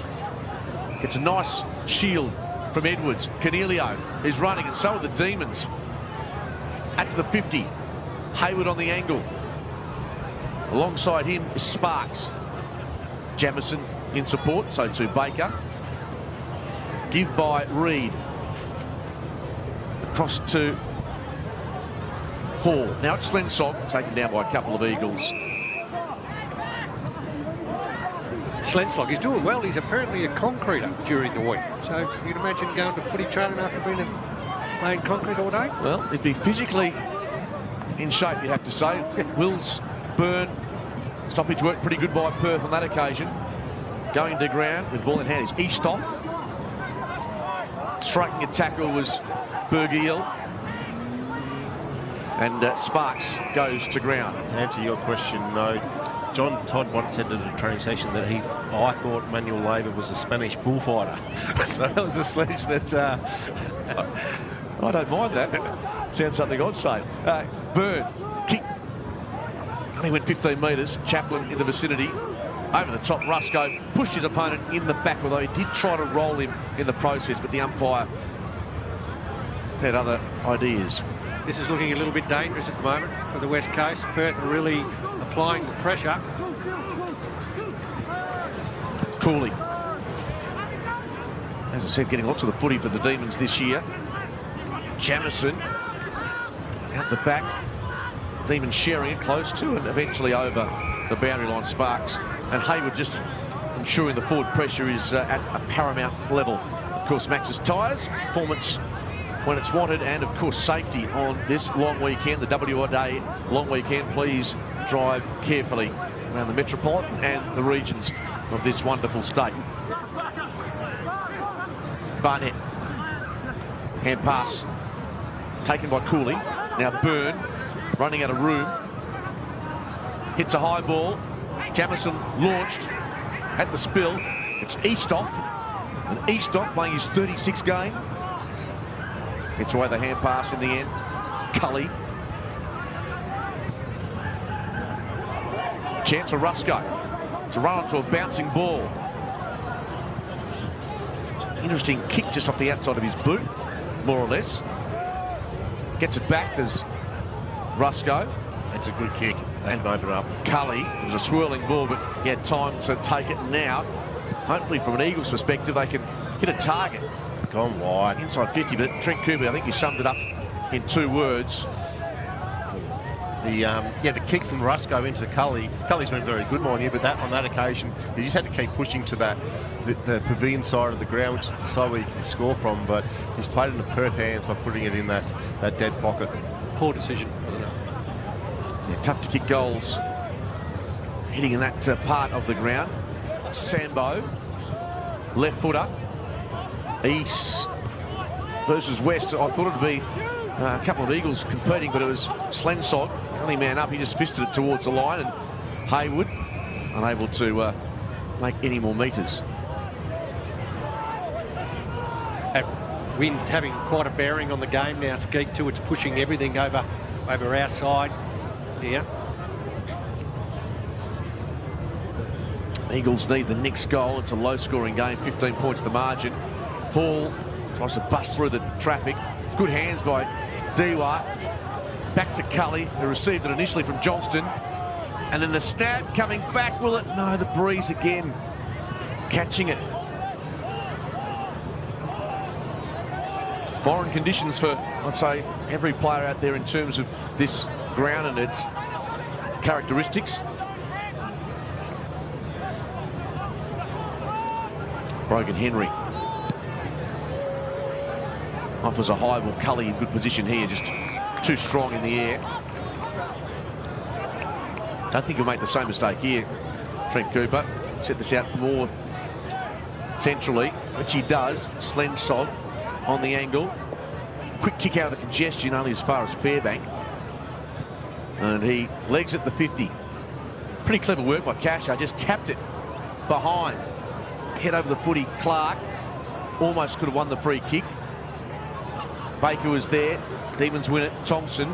Cashard looking for the free kick. There's no whistle. Umpire had a good view of it. And the ball back in blue and gold hands. Dewar. Cully. Off the left. It's 2-on-1. Livingston out of position. Edwards played it really well. And the Demons can break here. Slensog's kick will set up eventually for Davis. Can use man zone. Chips it. Hayward. 50 out. Stubbs is the natural forward who's on the move but ignored. Now he kicks. Well, not sure about the wisdom in that. It was nowhere near the leading effort of Stubbs and Jamison. It's good coverage by Hall then. Stubbs actually lost his opponent, and Hall as a midfielder realised that was where the likely target was and run with Stubbs and gave Howard no options. Boundary throw in. And once again, huge thanks to Boatman's Machinery for their support of this round 9 match. Family owned, operated for 55 years. Huge part of the community here in Northam. So to Boatman's, a hearty thank you from everyone involved in footy, particularly today's match. Cully from the stoppage. Bergiel over the top. Slick hands shown by Mercer. Hall near the boundary line. Pops it high. Clever fist by Singh. angled it towards the boundary.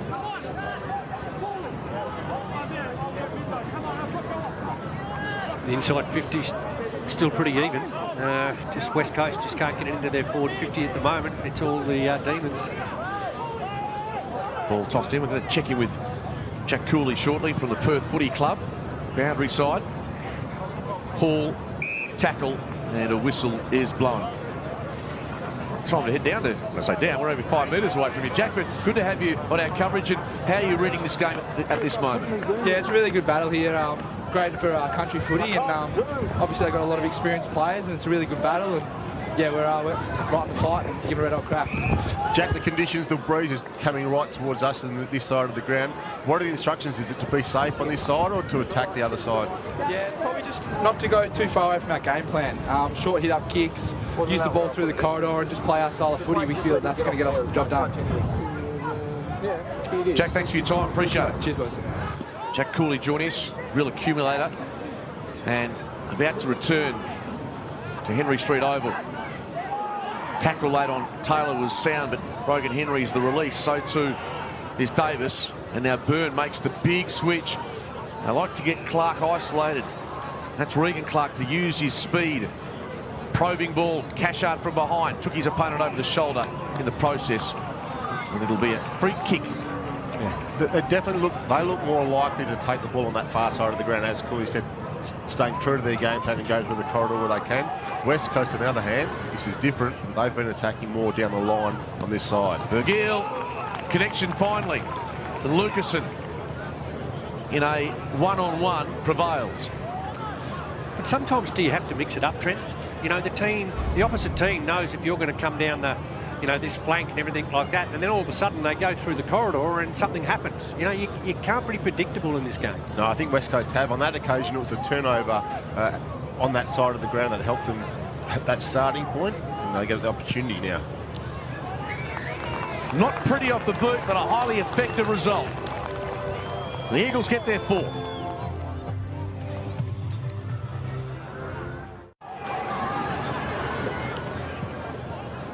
I think they've actually done it really well. If you look at the Max's Tyres replay, is that when there's been a quick kick in, the Eagles have actually been in front. Their forwards have been in the right position. So he's done quite well. He's kicked a couple this afternoon, and he keeps playing in front. He gets rewarded.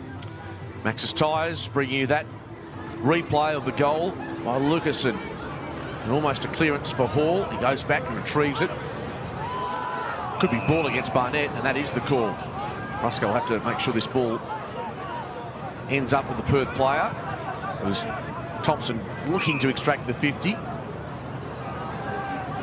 Not sure the umpire was actually watching where that ball ended up there. I think could have been a touch and go. No? He wanted it like a wide receiver right on the dime, didn't he? He was only a metre away. Exactly. Rusko, yes, it was certainly a ploy by Thompson. Either way, the ball has been cut off at half back by Eastoff to Rusko. And now Bergiel, short ball. Brockman. Just an 8-point game. You know, these clubs have had some very tight encounters over the journey, including a draw in more recent times. Like the game, Josh Edwards in the ruck. Looked pretty hard. Kick, too much carry, and Jamison watches it head towards the interchange gates. 3 Perth players ready and waiting to return. I'd love if Jamison could play that key defensive role for the West Coast and play on those big monsters like Dixon and enable Barras and McGovern to be more roll-off players. So I presume that's the thought with him playing back here. Tough job for the boundary umpire. Rusko was pushed out of it. Cooley uses the hands to get Clark involved. Juggling effort, and Sparks did really well. Bright sunshine now. Haven't had much rain at all, but the conditions have been tricky to say the least. A tough ball for Hall to take. How did he dispose of that? Umpire waved them on. Sparks flicks it out. Rolls past Brockman. Always good with ball in hand is Thompson, and Cooley went to the voice of Jai Clark, and there'll be a relay free kick, and Sam Stubbs made sure he was on the end of that ball. What'd you make of that one, boys? I don't know. I don't think there was too much in it. It was a little bit high. Yeah, watching the replay, tend to agree. I only think you invite the umpire to make a decision. Yeah, and there's no value. It was a bit like the Harley Reid one. There was nothing in that yesterday, but there was nothing to go out of it. And just the umpire, if you don't see the whole picture, sometimes all you see is that the player going to ground, late contact, and this is the result. There's a bit happening off the ball, by the way. Sam Stubbs, oblivious to all of that, drives home a goal for the Demons. And now they start to get into the Eagles. There is something in the air now in Northam. The Max's Tyres replay there. We said that hit. I don't know if it was late, maybe slightly high, but went down to Sam Stubbs. I think he wrestled his teammate to take that mark after the whistle had gone to make sure he got the shot and put it straight through to give Perth that little bit of breathing space and a 14-point lead. There's nothing wrong with being a bit hungry, Trent, as long as you kick them. Absolutely. Take the pressure. Spoken like a true former forward. Cooley over the footy. Just lost his footing and the ball in the process. Oh, and what's happened here? There's a sling tackle on Cully, was it? So I think it'll be a free kick to the Eagle. He doesn't look overly affected by the incident, but certainly his teammates came to help him out. Well, it's the action as well. When you see the player get slung into the turf, it does look a bit frightening. Cully, again, goes very wide. Makes life tough for the forward, Slensog. Searching hand pass. Thompson had to be really good. He released quickly. All's well that ends well. And Byrne with the kick. Up to the wing. Gilby drives it to the 50. Wills, the congestion. And taken high was Singh, or at least that was the indication he went to ground. And the whistle came to his aid. Slap across the head. It wasn't hard, but it was definitely a free kick. You may as well make the umpire aware of it in those circumstances.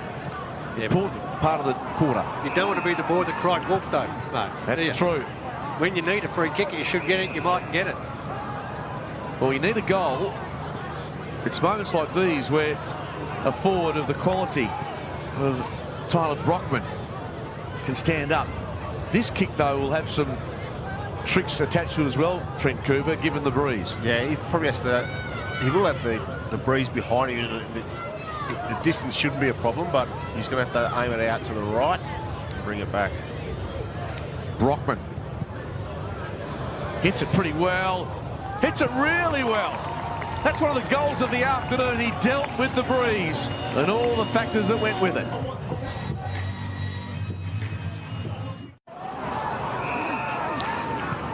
Well, if we have a look here at the Max Tyres replay, you can see Brockman, he gets out on his own there, and it's a very good kick. He goes back. He's a very confident young player at this point, and he didn't let anybody down. He took it on upon himself to kick it and put it right through the middle. And it's one the Eagles needed. We brought it back to 8 points. West Coast won't go away. Perth have managed to push the lead beyond a couple of goals on a couple of occasions. The margin's still manageable from an Eagles perspective. Byrne went off the ground. Livingston showing a fair bit of agility. And then makes reasonable purchase. Slensog was in a contest with Barnett. Hutchinson lays the tackle. Brogan Henry. Fairbank. Clark is absolutely driven into the deck by Trey Rusco. Actually, Trent, I was about to say that's been missing out of the Eagles this quarter is their forward pressure. We mentioned it in the second quarter when they were really good at it. I thought it had faded away, but now it looks like it's coming back, certainly with a tackle like that. Yeah, good tackle from Rusco. Keeps the ball in their front half. Edwards in a wrestle with Barnett. Cully.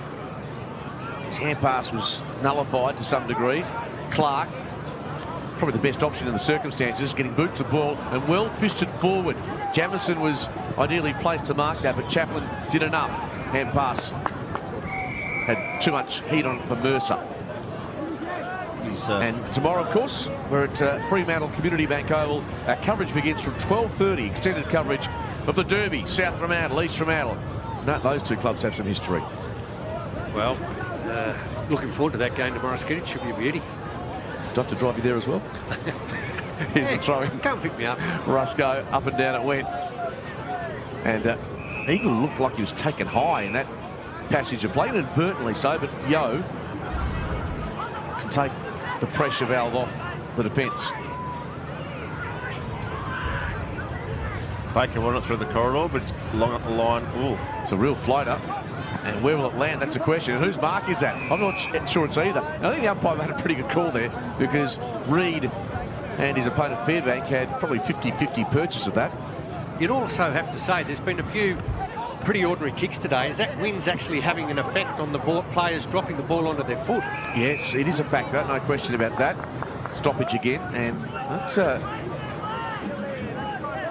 Verbals continuing. Thompson getting mixed up with Bergiel. Here is the Eagle, the aforementioned, taken in a tackle by Cornelio. Very solid today, Cornelio. That back roll.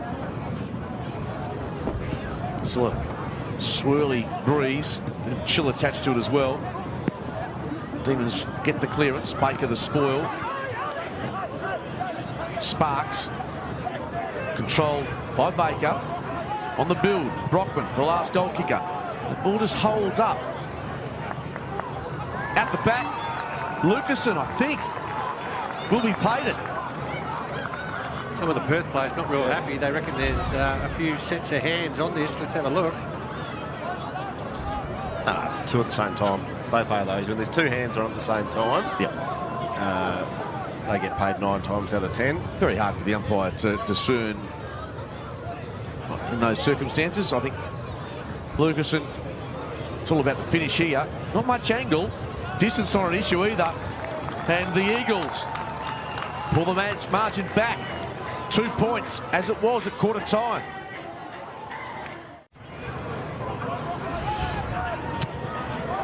Max's Tyres replay. Ball comes in from Brockman. Yeah, contested mark there from Lucasen. It was a good kick to advantage from Brockman, and their 3 goals this quarter have come when they've attacked from that pavilion side of the ground or through the corridor. They spent most of the quarter on this side of the ground without much result, but when they go that far side, they've had the last inside 50s, last 5 inside 50s, and it's a 2-point ball game. Yeah, the shot of the trees blowing pretty strongly here in Northam now, the wind. Edwards, Ruckman has the footy. Umpire lets him go for a fair while until Yo emerges from the congestion. And they're pressing really strongly here, the Eagles. They get another chance to go inside 50. Johnston. Good ball. Ndiwa had his lead on it with a very nice ball.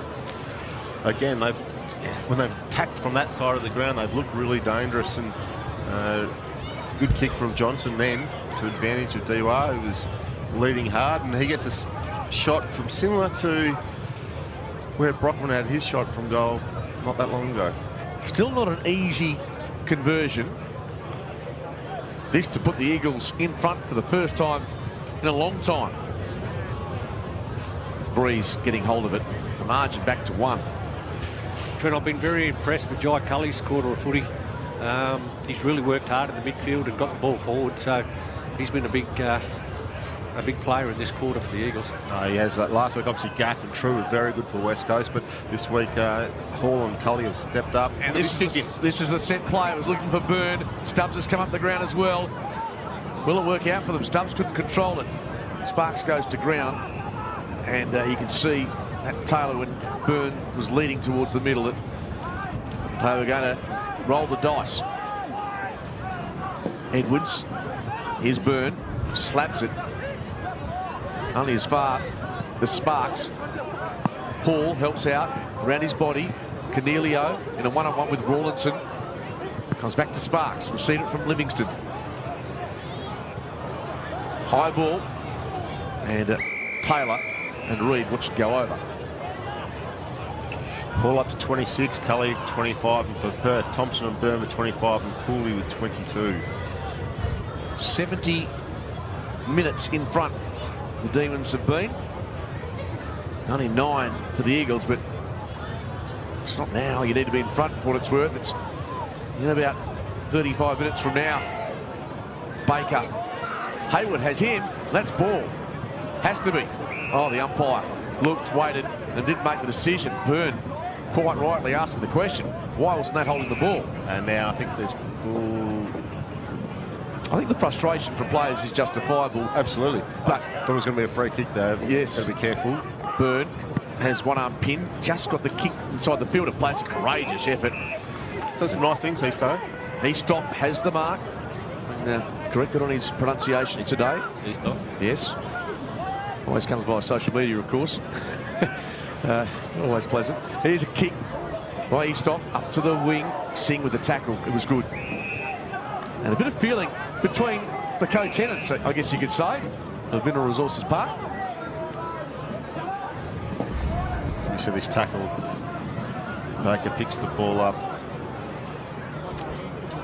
Did he have a prior opportunity? That's the question. That is the question. Also, he can't kick. He had one arm pin and he can't kick it when he's on the ground. So difficult one.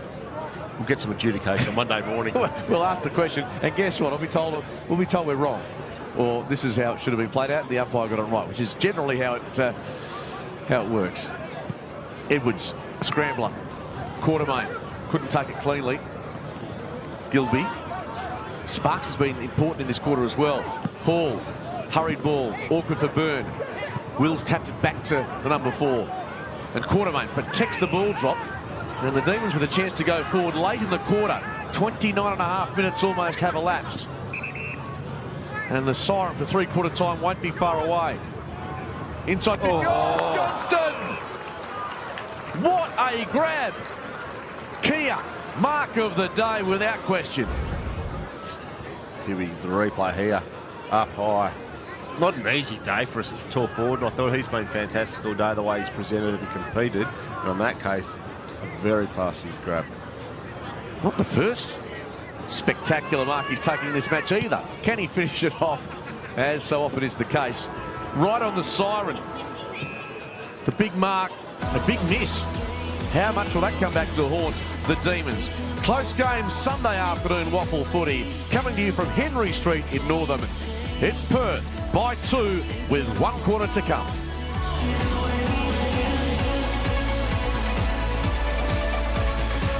It's WA's oldest footy rivalry on the state's biggest day as South Fremantle take on East Fremantle in the original derby out west. State League footy at its best as the Bulldogs and Sharks go head-to-head on WA Day Monday. Catch it live and free on 7 in WA and around the country on 7+. This WAFL telecast is brought to you by Amy. Clangers happen. Lucky you're with Amy.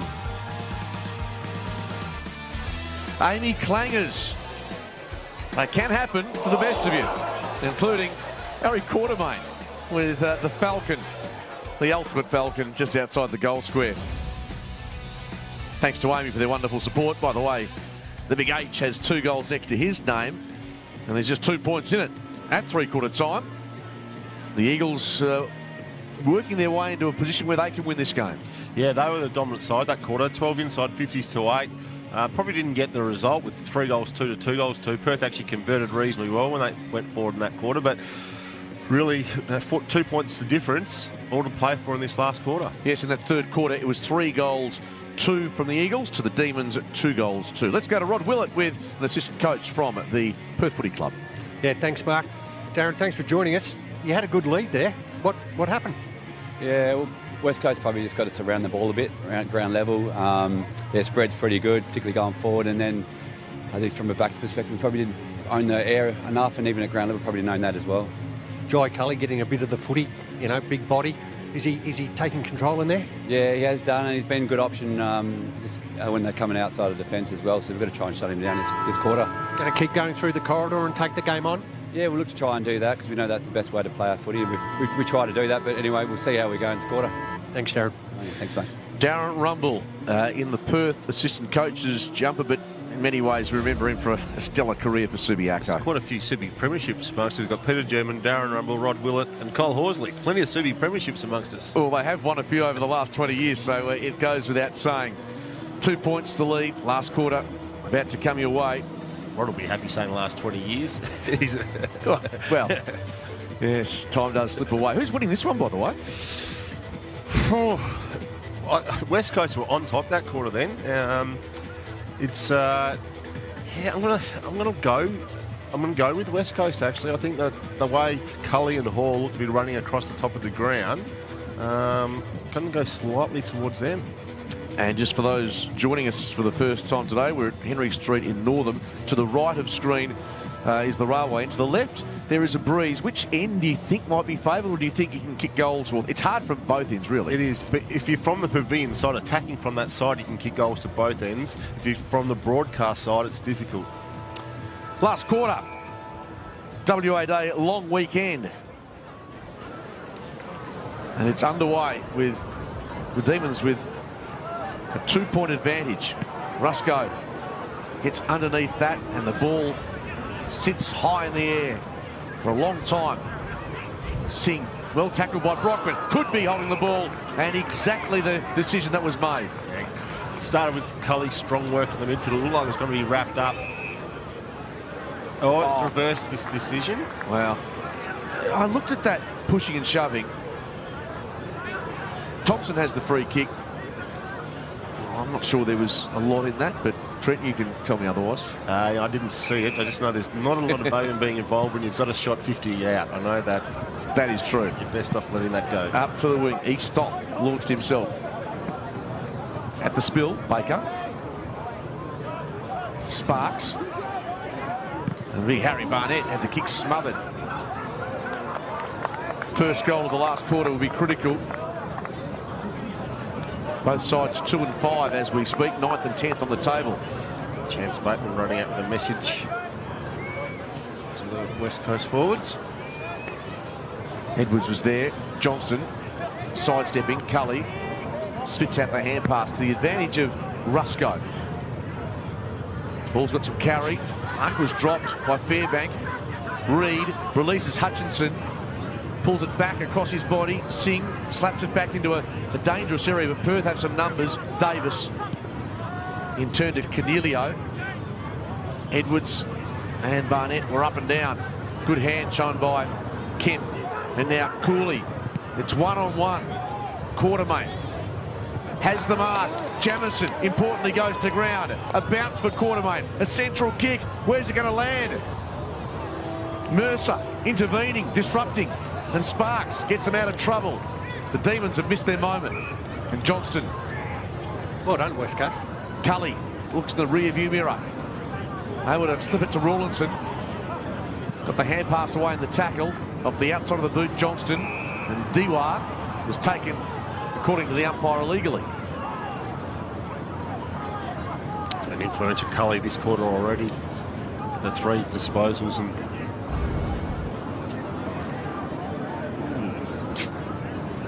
not a lot in that, really, in the side, was it? Made the most of it. Yeah, maybe that's the square up. He's been lively, Dewar, without kicking a major. He was probably a little bit unlucky to be back at this level because he didn't get much of a go early. 52 out. It's off to the right. Stays in the field of play.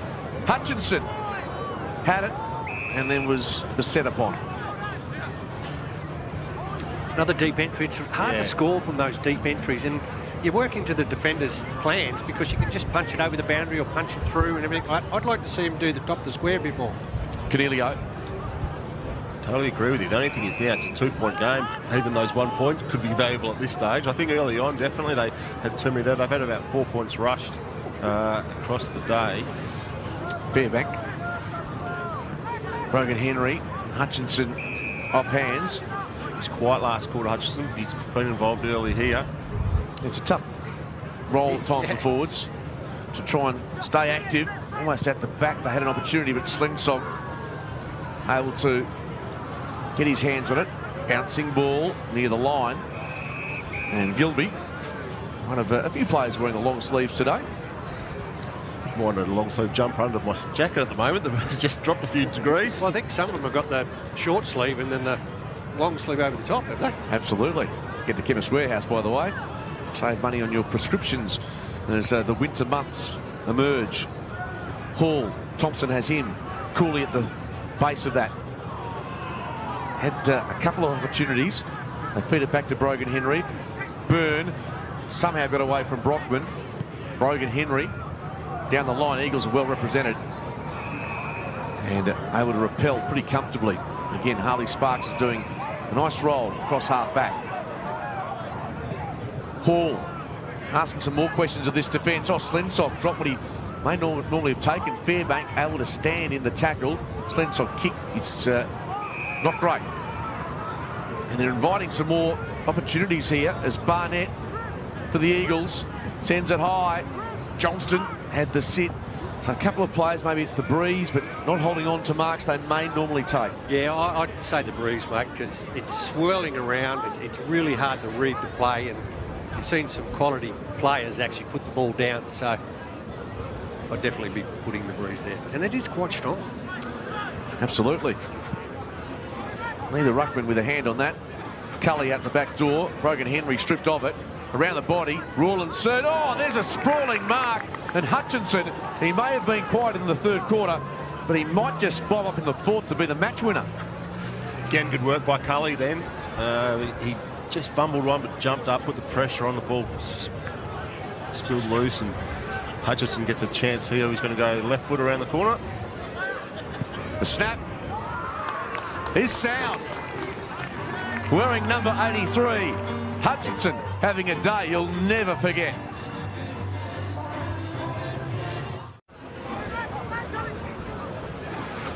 So the pressure there from Cully makes the ball spill out in front. Hutchinson, not an easy mark in these conditions today. And then he looked very confident about kicking around the corner on his left. And back now, West Coast back in front for the first time in quite a while. Less than 10 minutes they've been there, but all importantly, they've hit the front in the last quarter. Chemist Warehouse replay showing exactly the skills shown by Hutchinson. Now Stubbs has been inserted inside the centre square. Hands it off to Byrne. Has two bounces, maybe one too many. Dewa was there through the hands of Johnston. The Demons having to really turn up the volume now. Trailing by 4. Stubbs, Byrne. Across to Davis. Breaks the tackle. Feeds it back to Stubbs. Pulls it back to the square and maybe beyond. Oh, there's a wonderful mark. Chaplin. So sound. We talked about some being grasped. But Joseph Chaplin, that was terrific. Great move by Peter German putting Stubbs in the midfield. He can only go there for short bursts because I don't think his fitness levels are at where they can be. But 3 possessions he had in that little passage, including the big inside 50. And that move has paid immediate dividends. Chaplin with an extended run-up. But no trouble in finding the target, and the Demons regain the lead. Another change here at Northam.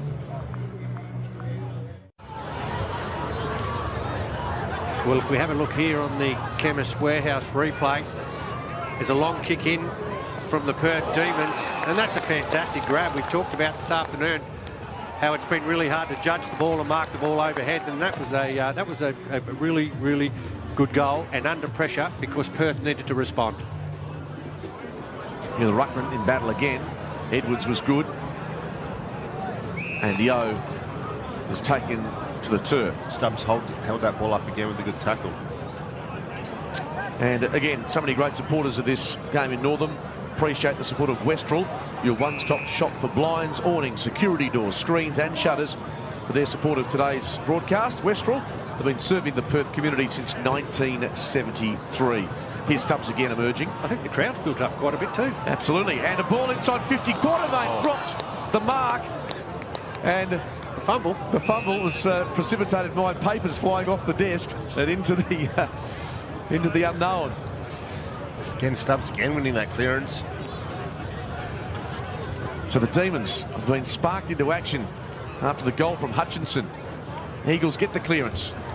Dewa with good hands. And able to move the ball pretty comfortably. Brockman, the finish required here. Rawlinson, and they had Hutchinson on. He's one wider as well. Was all on his own. His opponent run at him and needed another hand pass over the top. It would have been an easy shot at goal for Archer Reid. Wasn't to be. Got a special guest. He's got the jacket on, the Perth jacket. His name's Ben Cousins, familiar face to 7 viewers. Ben, welcome to Northam. Yeah, thank you, guys. How are we? Good. Yeah. More importantly, how are you enjoying the hospitality here? Oh, it's fantastic, mate. It's only an hour out of Perth, but you really do feel like you're out of town. And there's a great game of footy on. It's anyone's game into the last quarter. You would have played much community footy, maybe pre-season wise for your AFL career, but the fans love it. Yeah, it's great to see a lot of the people that live in the area, and plenty of that have made the trip down from Perth. So. I filled the car up with the kids and everything else and come down for the day. We're a silly chance to stay the night, actually, so make a weekend of it. How you seen the game, guys? 1 point the difference? Yeah, well, it's been fantastic. It's pretty tough conditions. The rain sort of held off, but the wind is pretty tricky. But yeah, both sides are in it, and I've really enjoyed it. And just quickly, what are you doing at Perth? Are you still helping out from time to time? Yeah, down there just helping out in a small capacity with the Colts. So really enjoyed that. This is my second year doing that. So. Yeah, the boys have got a weekend off this weekend, so back into it in a couple of weeks' time. Car's always great to catch up. By the way, El Cabello Blanco's on the way back. I'm not sure if it's still open, but the kids might enjoy that. Not impossible, mate. Thanks for that. Good on you, Ben. Ben Cousins guys. joining us on our WAFL coverage as Charlie Thompson breaks free. The margin is 2. Into the hands of Johnston. And now Quartermain holds on to one on his chest. Gets the opportunity to extend the margin to 8. It feels since Hutchinson kicked that goal, it's almost been like a wake-up call for Perth. Yeah, it was. I think the move of subs into the middle was very influential, and he's had a little breather now coming back on the ground. But Perth have been all over him since that time. Like I said earlier, I think they had to respond. They had a good lead, healthy lead, and West Coast fought back, but you need to respond when you're under pressure. Not much between these sides, that has to be said. Quartermain's a big kick. It's floating and wobbling its way into the post. Never looked good in transit, but it wasn't far away from being a goal. Just dropped that mark, and then he's had that shot. Then he could have had 2 goals this quarter, Quartermain. The door very much still ajar for the Eagles, and ample time. Because when they're coming at you like a helicopter, they're really, really hard to mark. Hence your fingers as I look at them, not as they should be. Barnett puts down the mark. Thompson sprawling for it. Game right on the line as we speak. Stubbs, clever hand pass. Singh trying to free the arms. Eventually did, despite the efforts of Diwa. Cornelio all the way back to man zone. Has to be a good kick here by Fairbank, and it is. So they make the switch. Slingshot. Half back, intent on punching this wide. And they have made the switch, as Trent Cooper has mentioned, and effectively so. The kick, though, had too much on it for Clark, and the ball gets away and not happy. That was good play by Perth. I thought the pressure from West Coast was really good in front of us, but they were clean all the way through. 6 or 7 possessions, got the ball to the outside, and now they've got the ball right down in their forward 50. Good numbers, as evidenced watching this match. Chilly afternoon, but no rain for a while. Ball is going nowhere.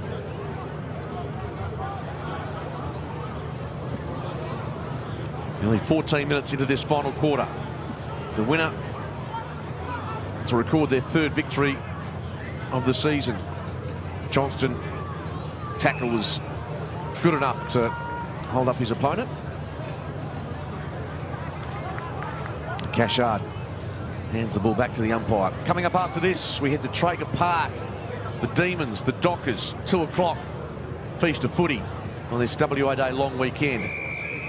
And tomorrow, of course, we will be at Fremantle Community Bank Oval for the Derby, the time-honoured South v East. Bulldogs against the reigning premiers. Should be a good contest, by the way, Coops. These 2 clubs are in good form. Yeah, no, looking forward to that. Both in finals contention. Probably haven't seen that from the 2 Fremantle sides, both at the same time for a while. Stubbs hand pass, looking for Thompson. Hall running out of room. And the Demons doing a good job of pinning this ball inside their forward line. Can they get a result, though? That's the question. Yeah, no, the forward 50 pressure, it's become a big part of our game, and the better you're at it, the more chance you've got of turning it over and having another shot at goal. About 30 out. Demons attacking in. Body use by Chapman was brilliant. And the snap was from the top shelf. What a piece of ruck work by Joe Chaplin.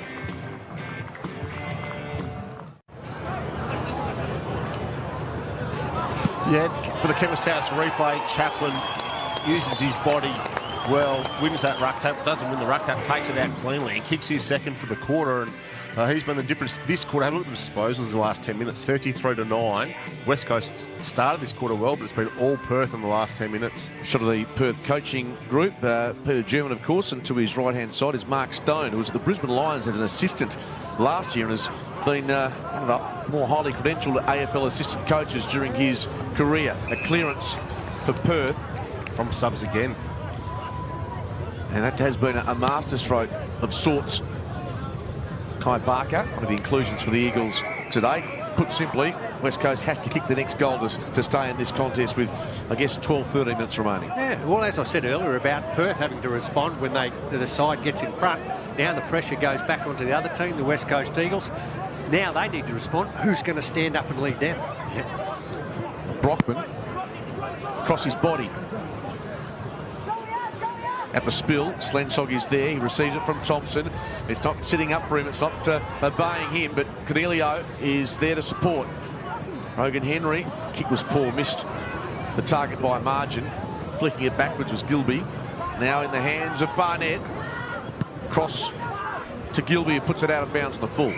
Conversely, Cully had 3 touches early in this quarter. We haven't seen him in the last 10 minutes. He hasn't touched it, and he's one that West Coast really need to get back into the game. The Demons still a goal away, you'd think, from feeling anywhere near comfortable. Stubbs, great use of the body.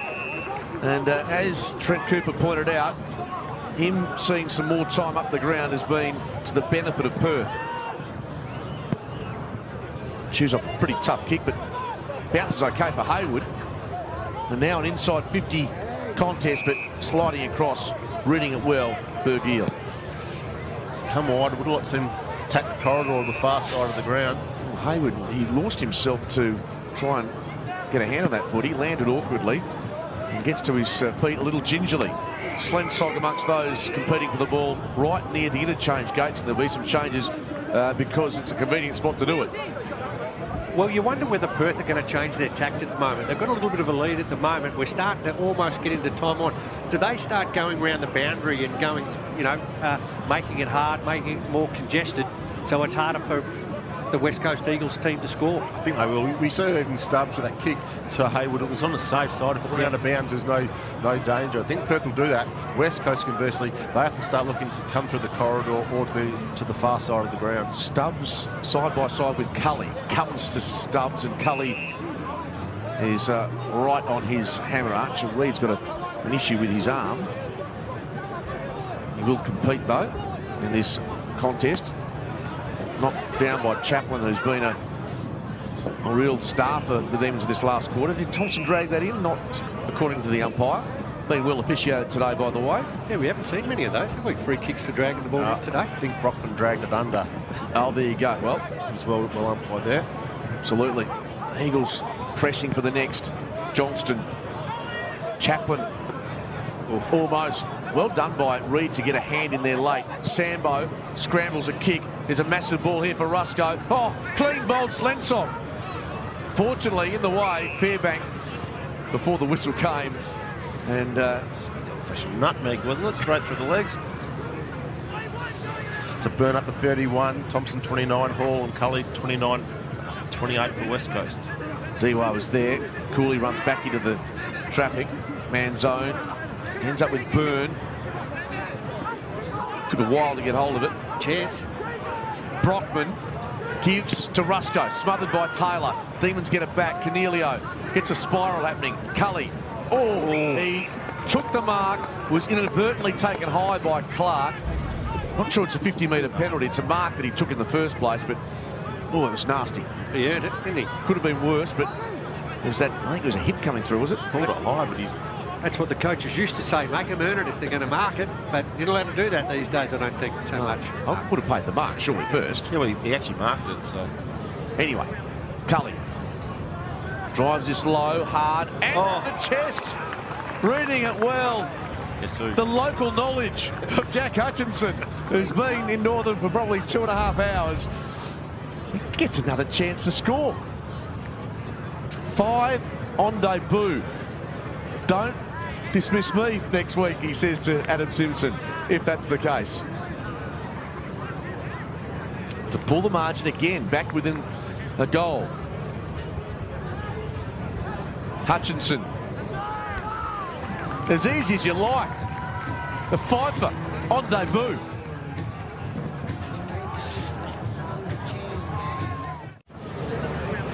And you talked about Scully. Here he is on the Chemist Warehouse replay. He puts it up there.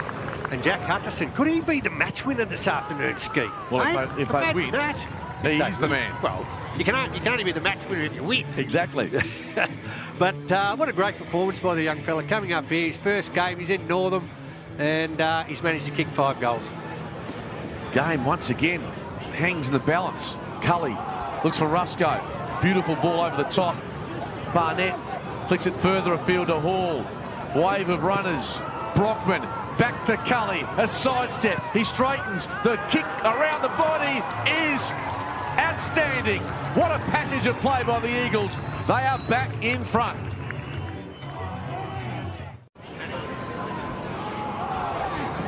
Chemist House replay.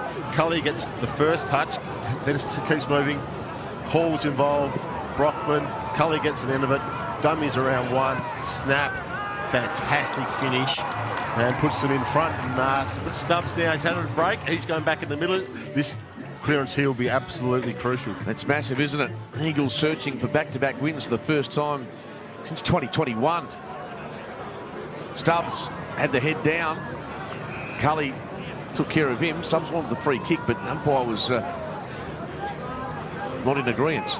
Brockton been injected into the middle as well this quarter. There he is now. He on cue. Hits a long ball. Hutchinson's there. Cornelio couldn't quite.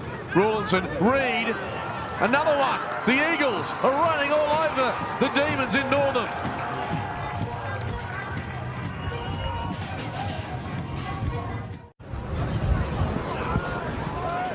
Chemist House replay. Brockman on that occasion with the clearance. Really good work through on the way through. He gets the ball across. Reed takes the ball in one hand. Shows his athleticism as he bursts away to kick the West Coast 10th goal and give them an all-important 9-point lead. Biggest break they've had in the game. The Eagles, they've trailed for most of the match. But as we said earlier, it's not how long you're in front, it's when you're in front that matters. Another clearance. The mix that they've put inside that centre square has been significant. Brockman's a factor. Reed, the last goal kicker. And one more would put Perth to bed, you'd think. They have to be aggressive with ball in hand. Stubbs on a collision course with Brockman. Stubbs won it. Byrne, that was clever. Into the path of Davis. He scoots clear inside the centre square. And now the Demons with some players ahead of the ball. The kick by Kent is good. And they get an opportunity through Wills to get one back with time remaining on the clock. Smart play by Perth. Went to that far side of the ground, the attacking side. Stubbs had to win an important one-on-one. Byrne showed his smarts to get the ball forward. And Riley Wills with the chance to kick a very important goal. Directly in front. Breeze a factor. Sets it out to the right. It comes back. Does its best work late. And will that be the case for the Demons? They still trail, but the margin is back to 3.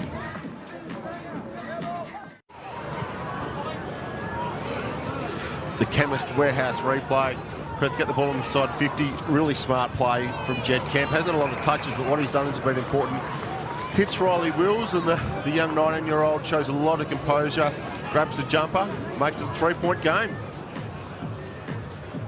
Yes, there hasn't been much between these sides all day. And we have a fascinating last few minutes remaining. Cooley to Byrne. They've got Stubbs, who could be used. Instead, he goes to a one-on-one. Ball on the deck at ground level. Wills back by hand to Chaplin. Surging through, but leaving it behind was Hall. 30 out. And they do enough for the Eagles to hold it up. Been a few goals kicked this quarter, so it might be a couple of minutes left. So many bodies around this footy. Eagles hold that margin at 2. Chaplin there. Hurried kick out of congestion by Mercer. Clark, great tackle. And rewarded. Brockman's had a good last quarter on ball. Some important touches, and in that case, a big tackle. DY on that occasion. With the long sleeves on. And Perth have really pressed up the ground here. A high kick. Cully up and down.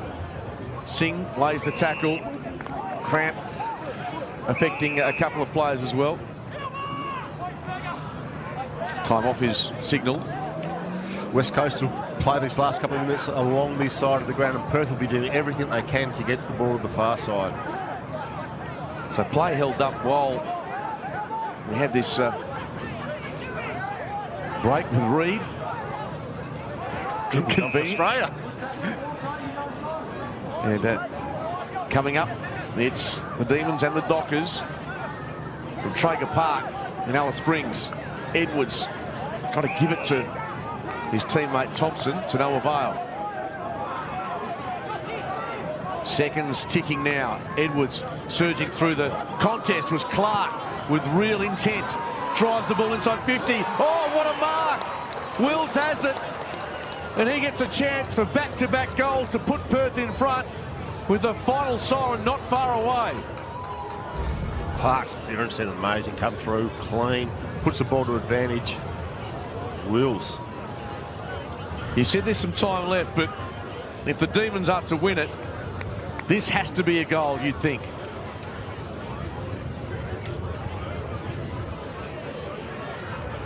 Already one from a similar position. Riley Wills, a hush around Northam. He kicks, he misses to the left. And Eagles supporters exhale. It must be a long kick to this side of the ground here for the West Coast. So many bodies, and in the end, it was a really clever kick. It was. Designed and found Gilby. And he'll use up as many moments as possible here before he has to release. High ball. Livingston, Slensog comes out the back, and the boundary's the friend of Yo. This club's fought out a draw in dramatic, controversial circumstances last year. If tomorrow's as close as today is, the Bulldogs and the Sharks are in for a big 24 hours as part of active WA Day WAFL footy, live from 12:30. Cooley lays the tackle, and Hall more than happy to absorb the contact. Siren!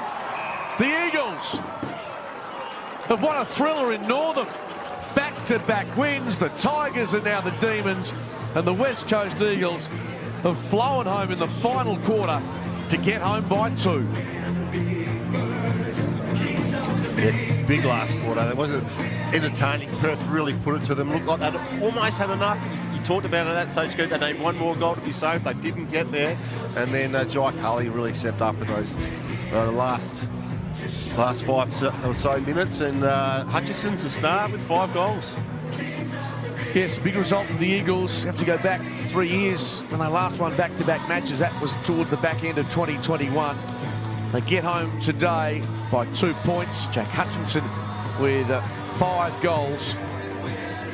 A real standout on his debut at WAFL level.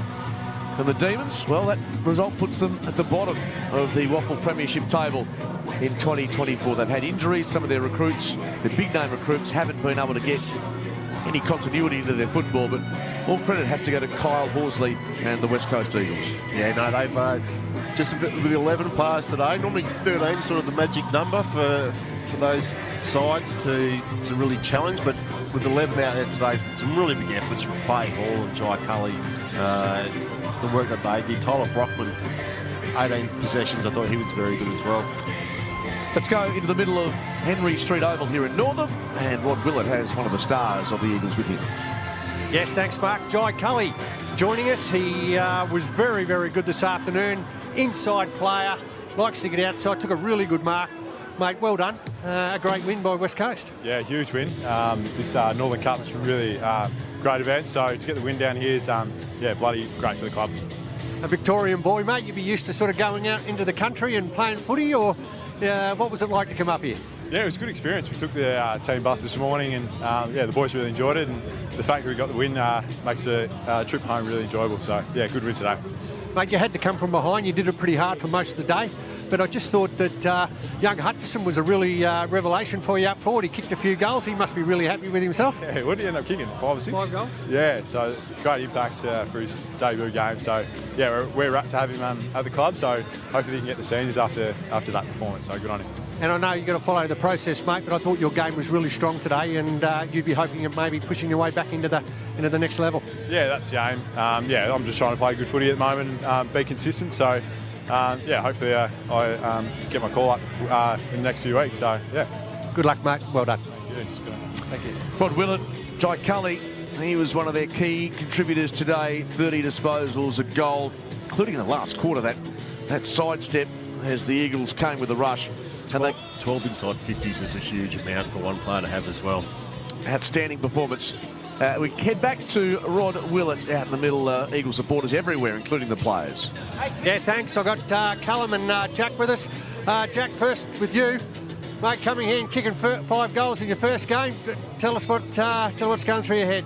Yeah, it's been a bit of a whirlwind couple of days, that's for sure, with the flight and everything, and then meeting all the new boys. But yeah, I was lucky enough to get on the end of a couple, and credit to the boys who got the win, stood strong, so it's good. And Callum, mate, seeing you at centre half back, I like that. I always thought you've had a good future in front of you, and is that somewhere that you want to play? Yeah, I'm liking it down back. Lucky enough today, there was pressure on the ball, and it was a bit easier for myself, but for this bloke to come in, flew in Thursday or Friday and he kicked 5 in his first game. It's pretty unreal. It's great to see. It's not bad. We'd all like to play our first game and kick 5, but you really set that wall up really well, I thought, today across the half-back. That centre line, you were really strong there, and every time Perth tried to sort of push it out, you and the rest of your backmen were really strong. Yeah, it was a good effort by the boys. As I said before, the mids put a lot of pressure on the footy, so it made our job easier, but the boys stood tall and it was good to get the win.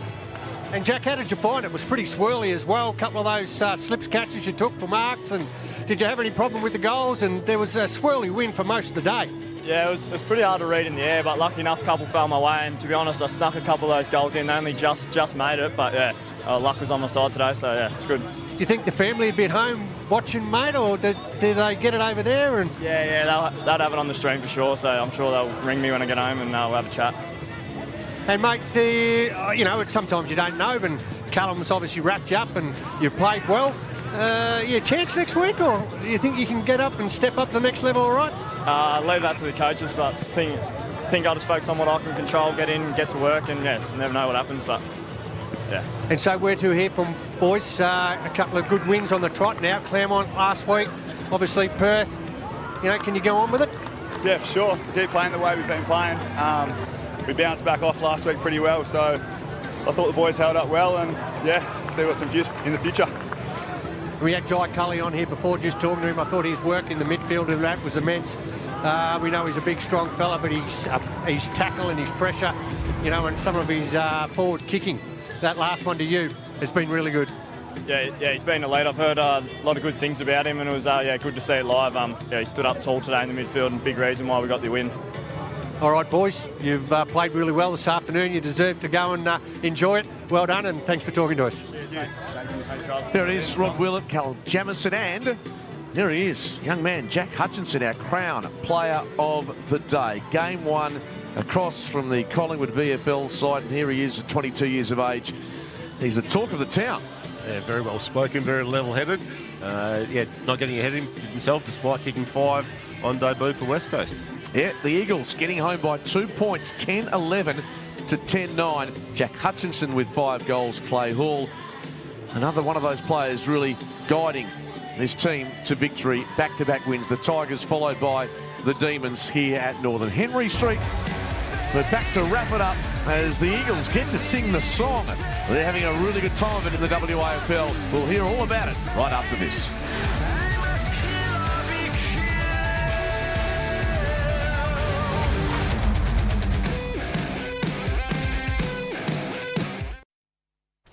This WAFL telecast is brought to you by Kia.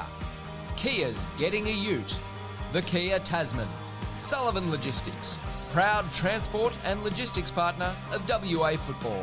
Boakman Machinery. Family owned and operated for over 55 years. Westrel. Go one better with Westrel for blinds, awnings, security doors, screens and shutters. And the WA Police Force. Join the winning team. Search Let's Join Forces for more information.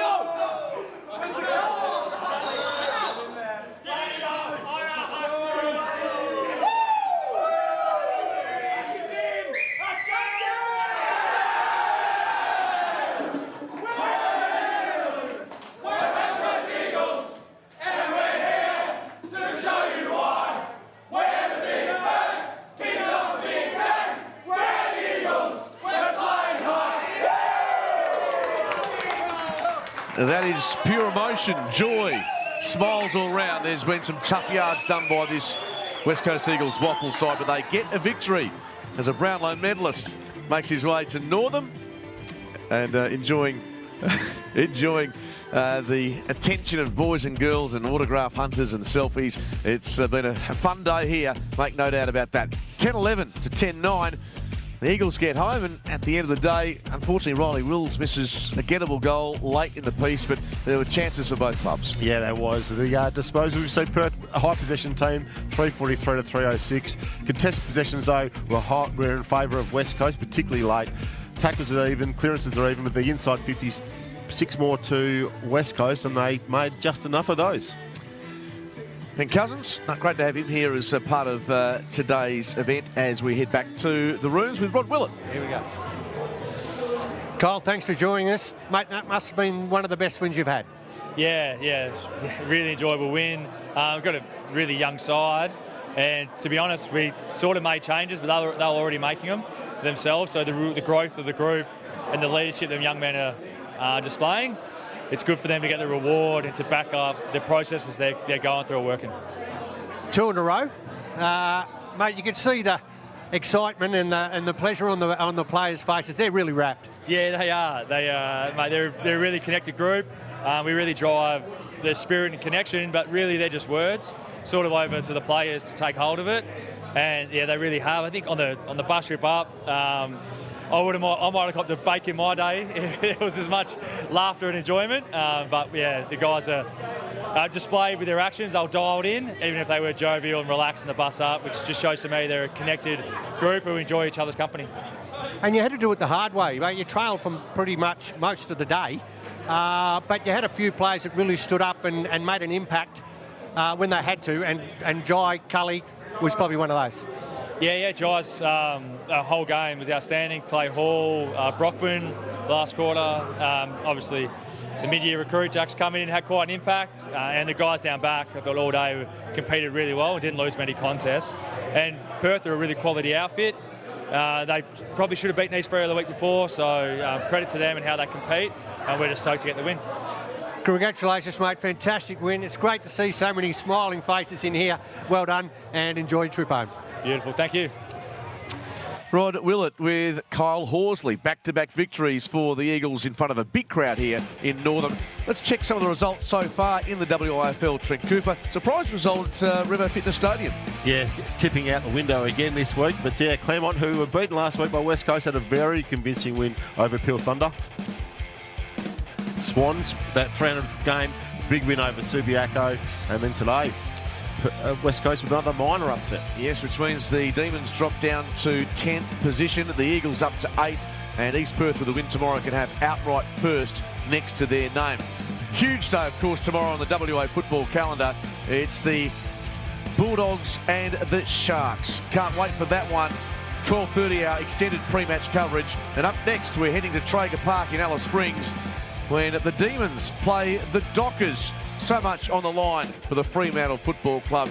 Wall-to-wall coverage of footy here on the screens of 7. The Eagles get home by 2 points over the Demons, thanks to all the team here in Northam. What a performance by West Coast. They've got the point. They head home a very happy side. Thanks for your company.